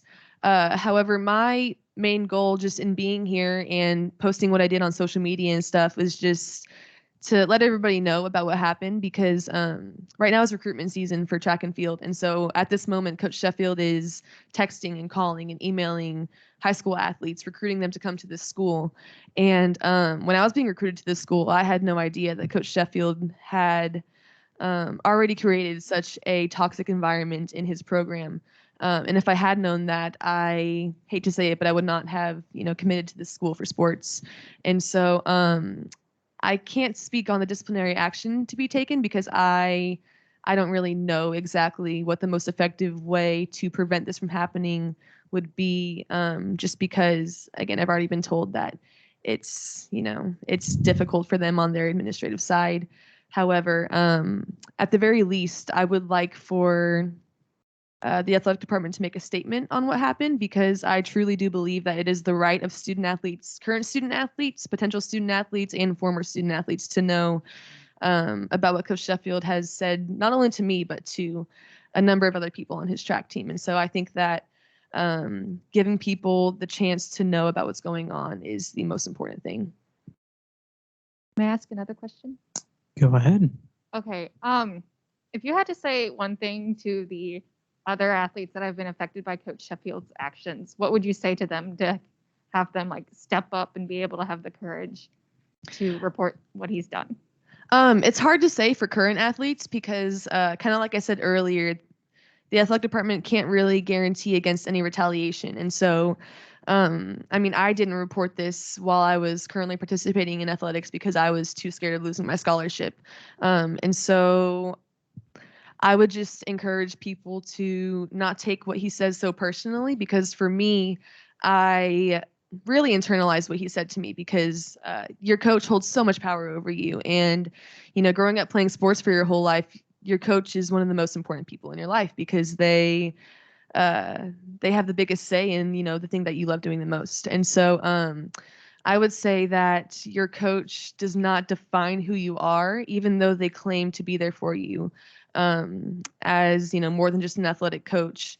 At the end of the day, it's just sports and it's just a game. And if your coach has opinions about your personal life, it really doesn't matter because I internalized things that he said when I shouldn't have, because at the end of the day, I know who I am. And I would just encourage other student athletes who are going through things like this with similar coaches to just do what they can to let it roll off of their back. I know, it's not a good or safe situation to be in. However, given the power that they do hold over us, and given their power to retaliate against us, I would also encourage people to not feel bad for not speaking up, because it's a very, very big thing to risk your scholarship. I know for me, I would not have been able to afford school if I didn't have athletics. And so I also did feel really bad for a long time that I didn't report it sooner.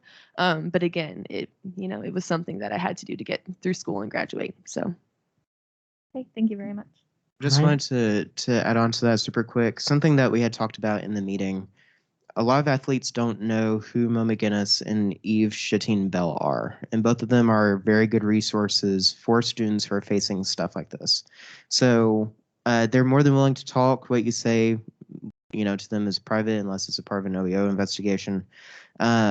They're tremendous resources, and the SGA is going to be a resource to the extent that we're able to help. But did want to throw out some resources in case there does happen to be any student athletes. Eve is on the call. I hovered over her profile. Her email is on the screen, as well as her phone number. You need to reach out. Please feel free to give me a call. All righty. Do we have any more questions? David, I have a question. You have to be recognized, Sophia, but go ahead. First of all, I will be one of many to reiterate and thank you for your courage and conviction to be able to come out and speak about this today. I know that is no easy feat, and I'm so sorry that this happened to you. That is not tolerable by any means, and I really hope that in coming here today and speaking about it, it can be the first of many steps to initiate action. I wanted to ask Ms. Bell a question, if that's possible, seeing as she is on the call. If this resolution were to be passed, I know Maria and Devin both spoke about what their next actions would be, but as the Title IX and ADA coordinator, what are your next actions? Can someone recognize Ms. Bell to speak? Senator McDowell? I move to recognize Ms. Bell to speak. Senator Johnson, second. All right. Ms. Thank Bell, you. you have the floor. Thank you. So Devin and I had the opportunity to talk at length today, and the first thing I told him is that we will be adding appeal procedures to our office procedures immediately. Should be by the end of the week. That's not an official UNT policy, and so I'm not required to, go through the Board of Regents or the policy approval group or anything. I can do that on my own, and I absolutely will. So that will be step one. Step two, Devin and I have committed to creating an ad hoc committee with multiple students on it so that we can review all of our office's policies. That includes 16.004, which is for, things like race and national origin, and 16.005, which handles sexual misconduct and sexual orientation and gender expression and identity, as well as our internal procedures, that we will review all of those with equity in mind, with all things in mind, but particularly with student fairness and also student comprehension, because those policies are pretty dense. So those are my first two steps, or I might have listed three, I can't remember. I too am interested in what types of proactive preventative measures are available for retaliation. And I will be conferring both with North Texas Athletics, with the Dean of Students, and with compliance, our Office of Compliance, to see what, if anything, we can put into place in our policies, practices, and procedures that can be more than just a warning not to retaliate, but something that proactively attempts to prevent retaliation. So those will be my first steps coming from this meeting. And Tatum agreed today to work with our office in reviewing particularly the procedures where the appeal issues are that she encountered. And so we'll be reaching out to Tatum in the next week to ask her for her guidance on that particular procedure. All right, thank you, Ms. Eve. Sophia, thank you. Thank you. Any more questions? Can someone recognize the speaker up in the front to speak? Would like to? Senator McDowell? I move to said speaker. Senator Hester seconds. All righty.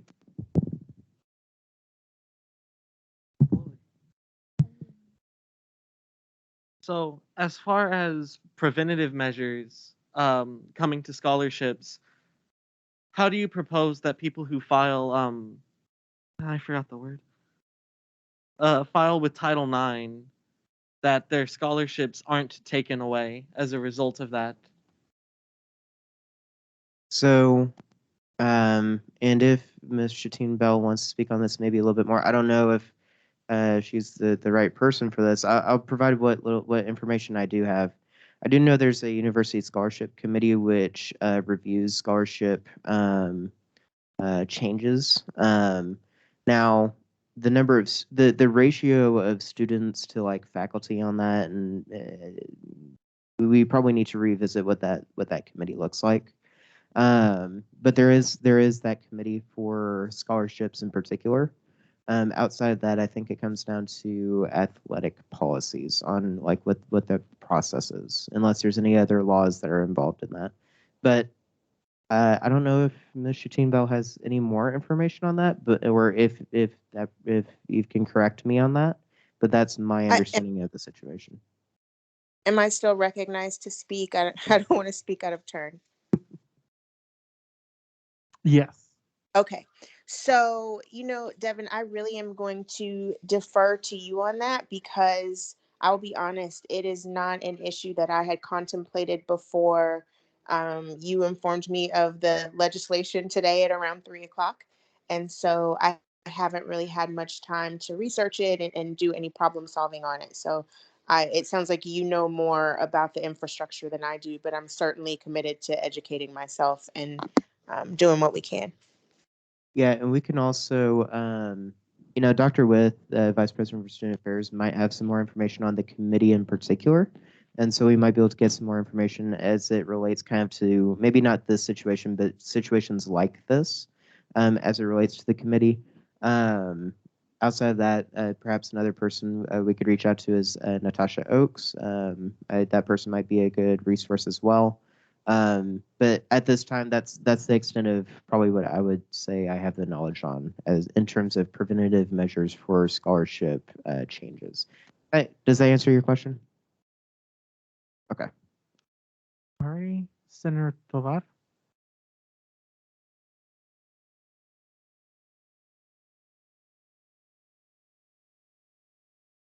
My question is for Tatum. Did the school at all or the athletics program ever tell you about the National Collegiate Athletic Association's protection clause for athletes? No, not at all. And so to answer your question and the question from before a little bit, we as student athletes are not told very much at all about our rights as or about, what we can do in an instance in which we need to report something, or if we report something, how exactly we can make sure that the coaches don't retaliate against us. And so May I ask a following question? You may. All right. So if they didn't let you know about NCAA, did NCAA at all reach out to you to like, well, whenever you sign up and you go through the whole process, they give you disclosures. Did you ever receive any disclosures from either NCAA or the school? There may have been a disclosure that we were made to sign. At the beginning of the year, we have to log into some sort of NCAA student athlete account where we sign disclosures for like 10 plus different documents. And we usually have to do it right before practice because we are not allowed to practice at a certain point if those documents are not filled out. And they never let you, like, they never explained them to you, basically. They never went over them or how you guys were supposed to fill them out or what comes with filling them out. No, I guess it was our responsibility to read through them more thoroughly than most of us did. To be honest, I don't know of a single student athlete who went through and intentionally read through all those things to make sure that they would know, I guess, about their rights in a situation like this. But it was definitely not encouraged by administration for us to look through these more closely, and it was not brought up by them at all that we could contact the NCAA in a situation like this. Thank you. Any more questions? Senator Cowell and then Senator McDowell.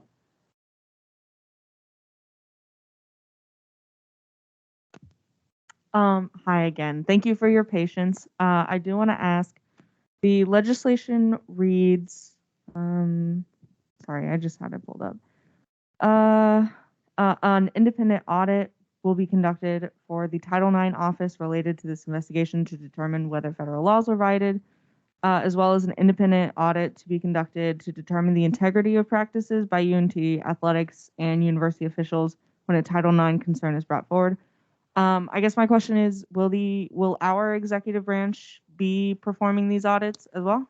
No, so this is also a little complicated because Title IX policies really changed a lot since the situation. So that resolved might get amended because the responsibilities got very confusing as that change was occurring. Now, in terms of just independent audits in general, that should be conducted by entities that are highly trained and have a high reputation for integrity and independence in their auditing. So that would not be us per se. That should be an official entity.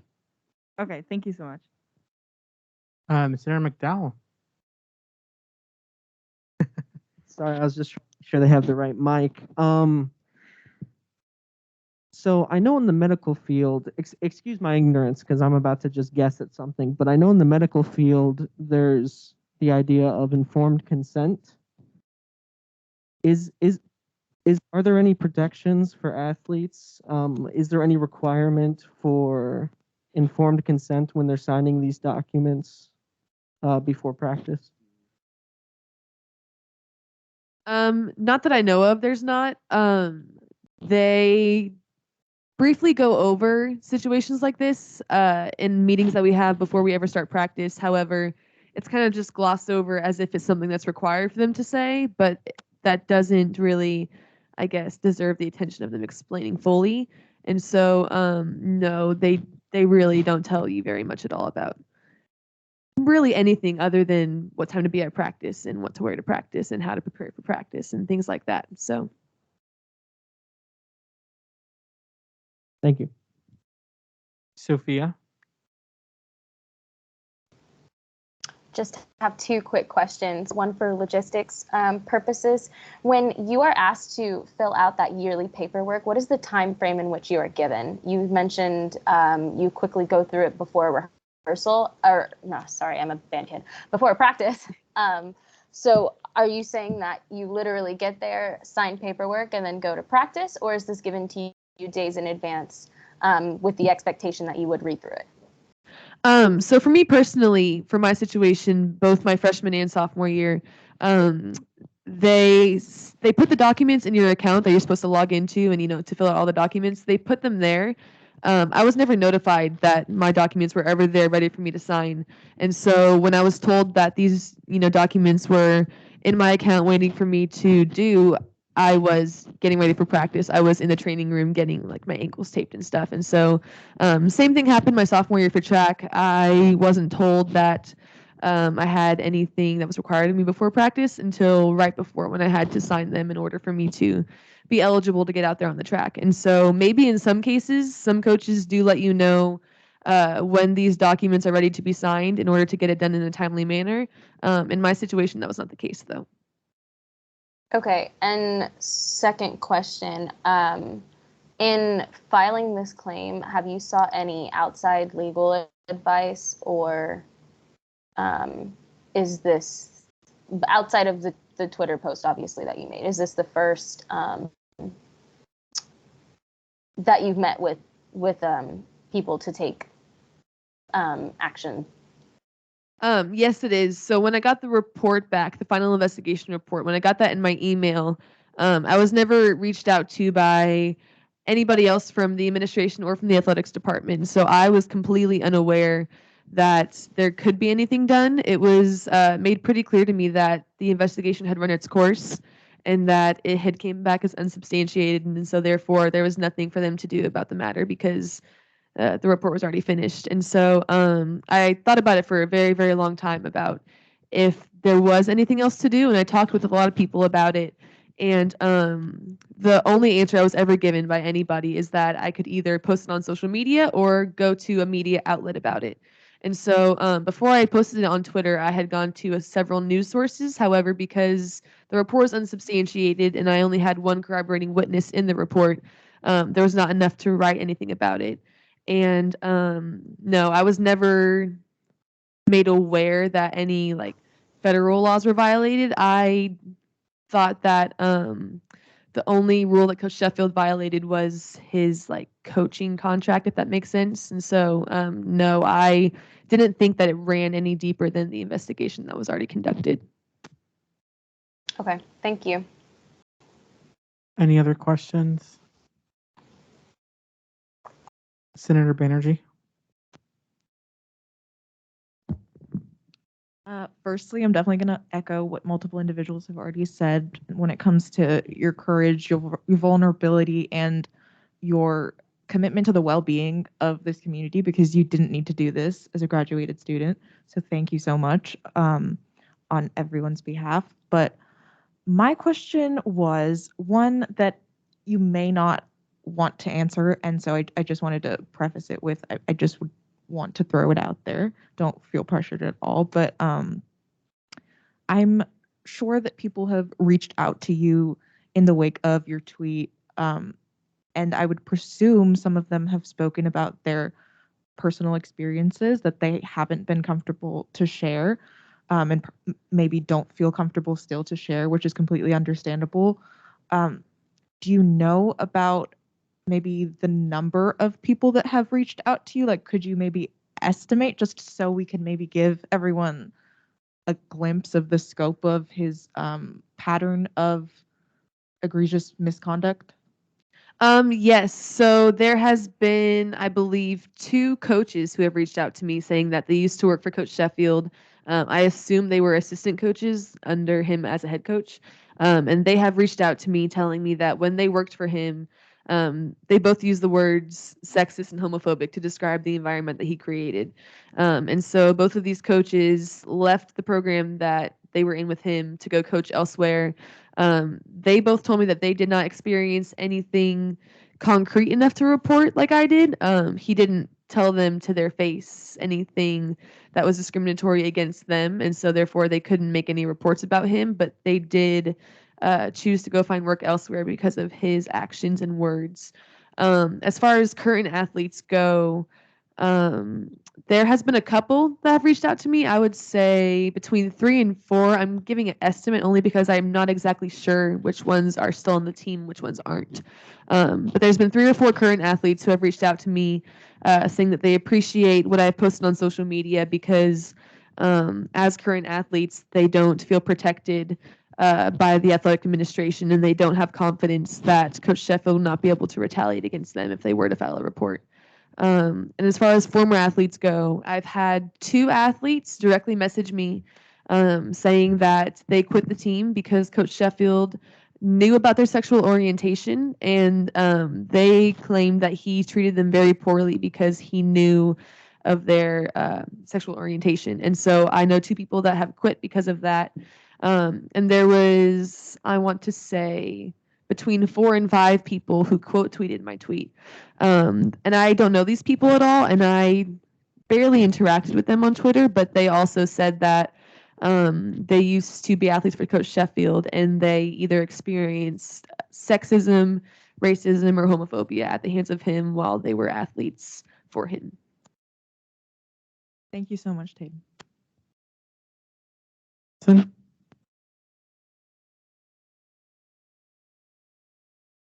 Was that a go ahead? Yes. Thank you. So, again, I just want to add my name, or not my name, but my shout out, just the commendable, brave, courageous work that you have done advocating for this, as well as just having the guts to come and talk to us about that. It's really commendable, and I thank you on that.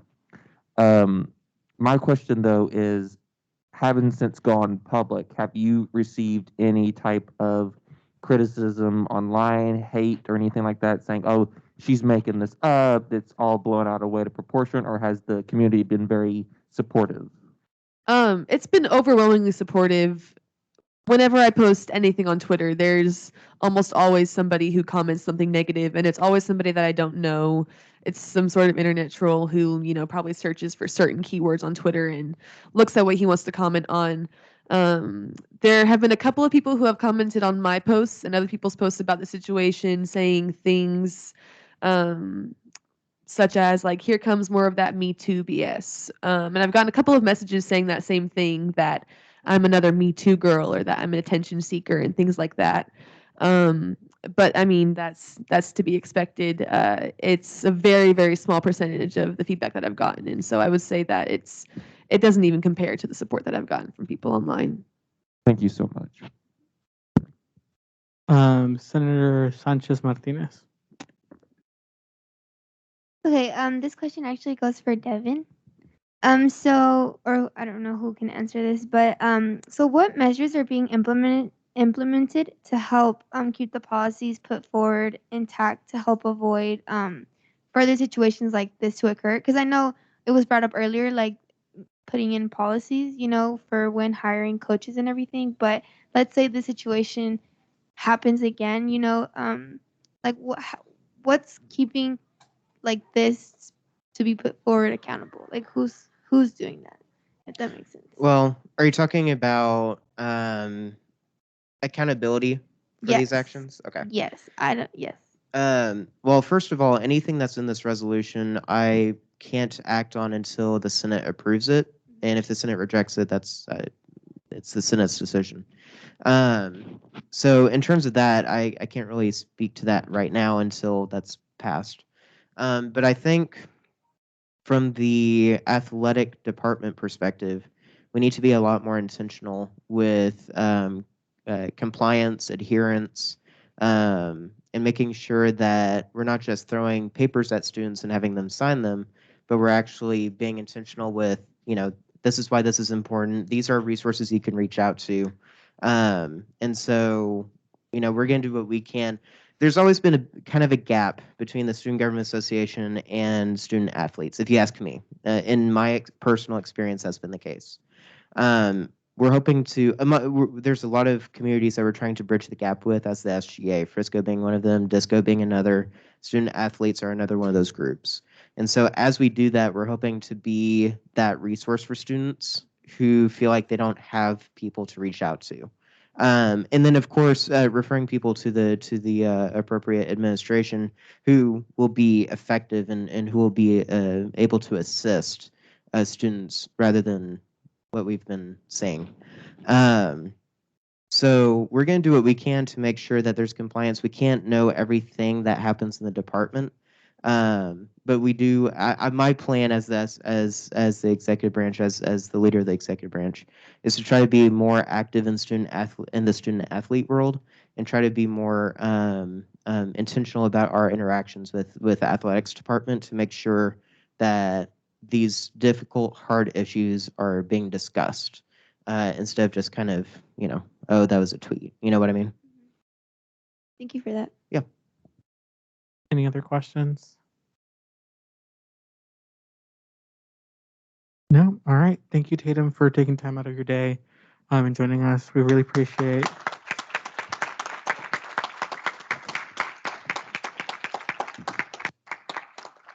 We really appreciate you sharing your story. All right, let's move on to the next item on the agenda, which will be office.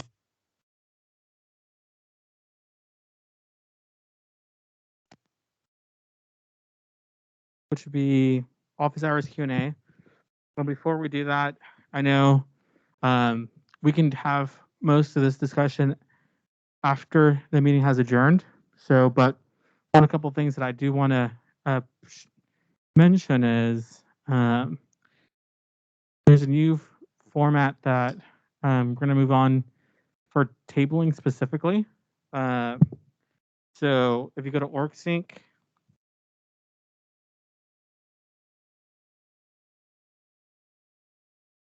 there is now going to be a OrgSync form.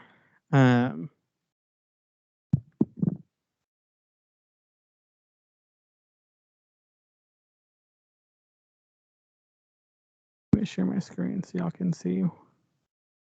When you scroll down, it should say 2021, 2022 Senator solicitation from upload. So again, since the end of September is fast approaching, please do not email Casey.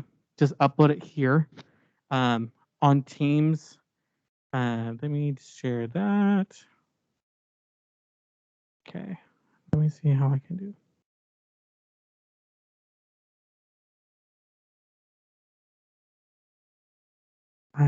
There we go. Awesome. So we go to our Teams channel. There's two forms for solicitation. One is for Discovery Park, and one is for the Union. So make sure that you're reading up here. It says University Union. That's for main campus, and of course for the Discovery Park would be a different form. I am recommending that you put all three dates.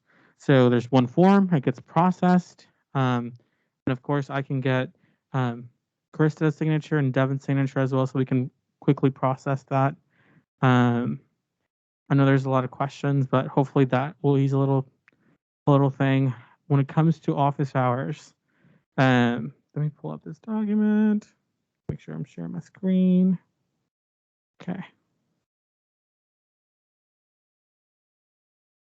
I kind of laid it out here for solicitation form, but essentially during office hours, you do not need to fill out a solicitation form because people are coming to you. People are coming to you for any questions, concerns, or just want to talk to you. I know I've been getting a lot of feedback from a couple senators. One of the biggest thing I really want to stress is that I am here to support you and to empower you and make sure that I'm giving you all the resources necessary to be successful. And I'm going to always keep repeating that. But I can do only so much if people don't share some of those concerns with me. My office is always open. Please reach out to me. To get a quick response, please message me via Teams to be like, hey, David, are you in the office? I'd be like, yeah, come stop by. But I really want to stress that out because overall, I want to make sure everyone's doing okay. I understand that we have a lot going on. I understand that we're students and we're here for our education. But at the same time, if I can ease anyone's anxieties or concerns, please reach out to me. I know I've reached out to a couple senators during their office hours to get feedback. Biggest thing I want you to always remember is, and I've been asking everyone, what can I do more that would help you? I'm always here for feedback, regardless if it's positive or negative. It's feedback. It's telling me, hey, David, you're doing something good, or hey, David, I think you should change this. I really want to stress that because I'm here to help y'all. I was in your shoes last year. I did this for a year, so I want to make sure everyone knows that I'm here to help. I'm a resource. And of course, we can always chat, eat food. I love food. So I'll love you even more if we grab some lunch. But do we have any questions regarding a couple things?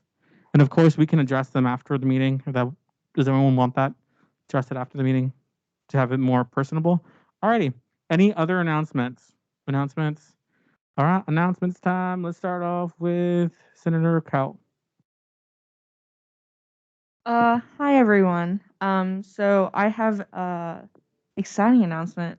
So the College of Music and the College of Visual Arts and Design are collaborating on a project called Infinite Movement. The colleges have commissioned sculptor painter Matthew Ritchie and composer Sharon Nova for this project. The paintings are actually currently on display in the CVAD gallery for free. This is in the art building. And the accompanying musical work will be performed by two of UNT's choirs, both the University Singers and Calandra, as well as a brass quintet and trombone quintet, both from the College of Music. All this will be directed by Dr. Christina McMullen, one of UNT's most esteemed conducting faculty. This performance is going to be on October 9th at 6 p.m. in the CVAD courtyard, which is in the art building. I can put this information in the group chat if anybody else is interested. But Please do it in the general one so all members of SGA can have that information. Awesome. Let's do Senator Velasco, then River, then Devin. Hi everyone. So, like Davis said, with a lot of the officers resigning, we did. Oh, just kidding. She's not. We know it's been a really hard week, and office hours can be very stressful, and there's just a lot going on, and we understand that. We're all students first before anything. So as an officer team, we got some snacks for you guys. So after, yeah, I know, Luke. So yeah, all food restrictions were kept in mind. Thank you, Casey, for sending me that list. You're awesome. Yeah, Casey's awesome. So is everyone else, but also Casey. Oh. So yeah, if you guys want to grab some snacks before we leave or anything, they are here for you. All right, Senator River, go ahead.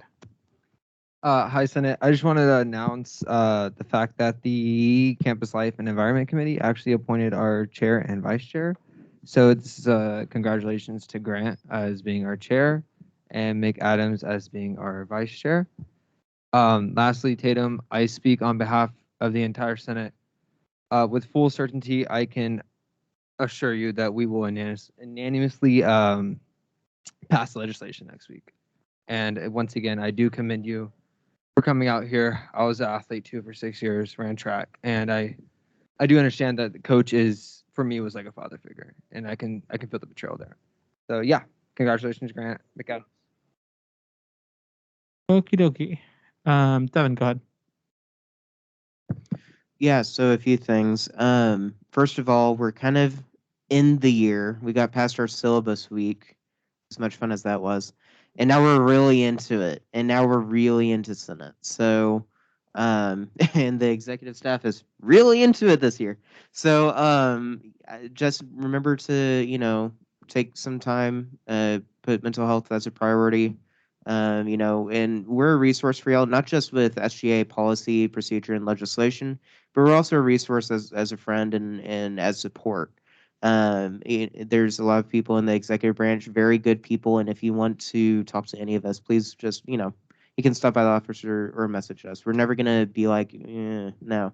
We want to talk to you, So we will make sure you're good too. So there's that. Also, I just want to commend Maria's work on this legislation. From day one, Maria was on the Catalani-Henderson resolution. I've done my role to support, but Maria has really been on top of it, and I do want to say that publicly. And I also wanted to publicly say happy birthday to Maria. We've already done that once, but why not again?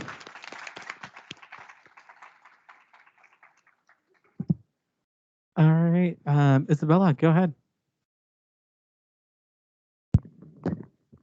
Well, LHSU is hosting an event in the next coming week. It'll be a mental health awareness event. If you guys are wanting to come, y'all are more than welcome to come.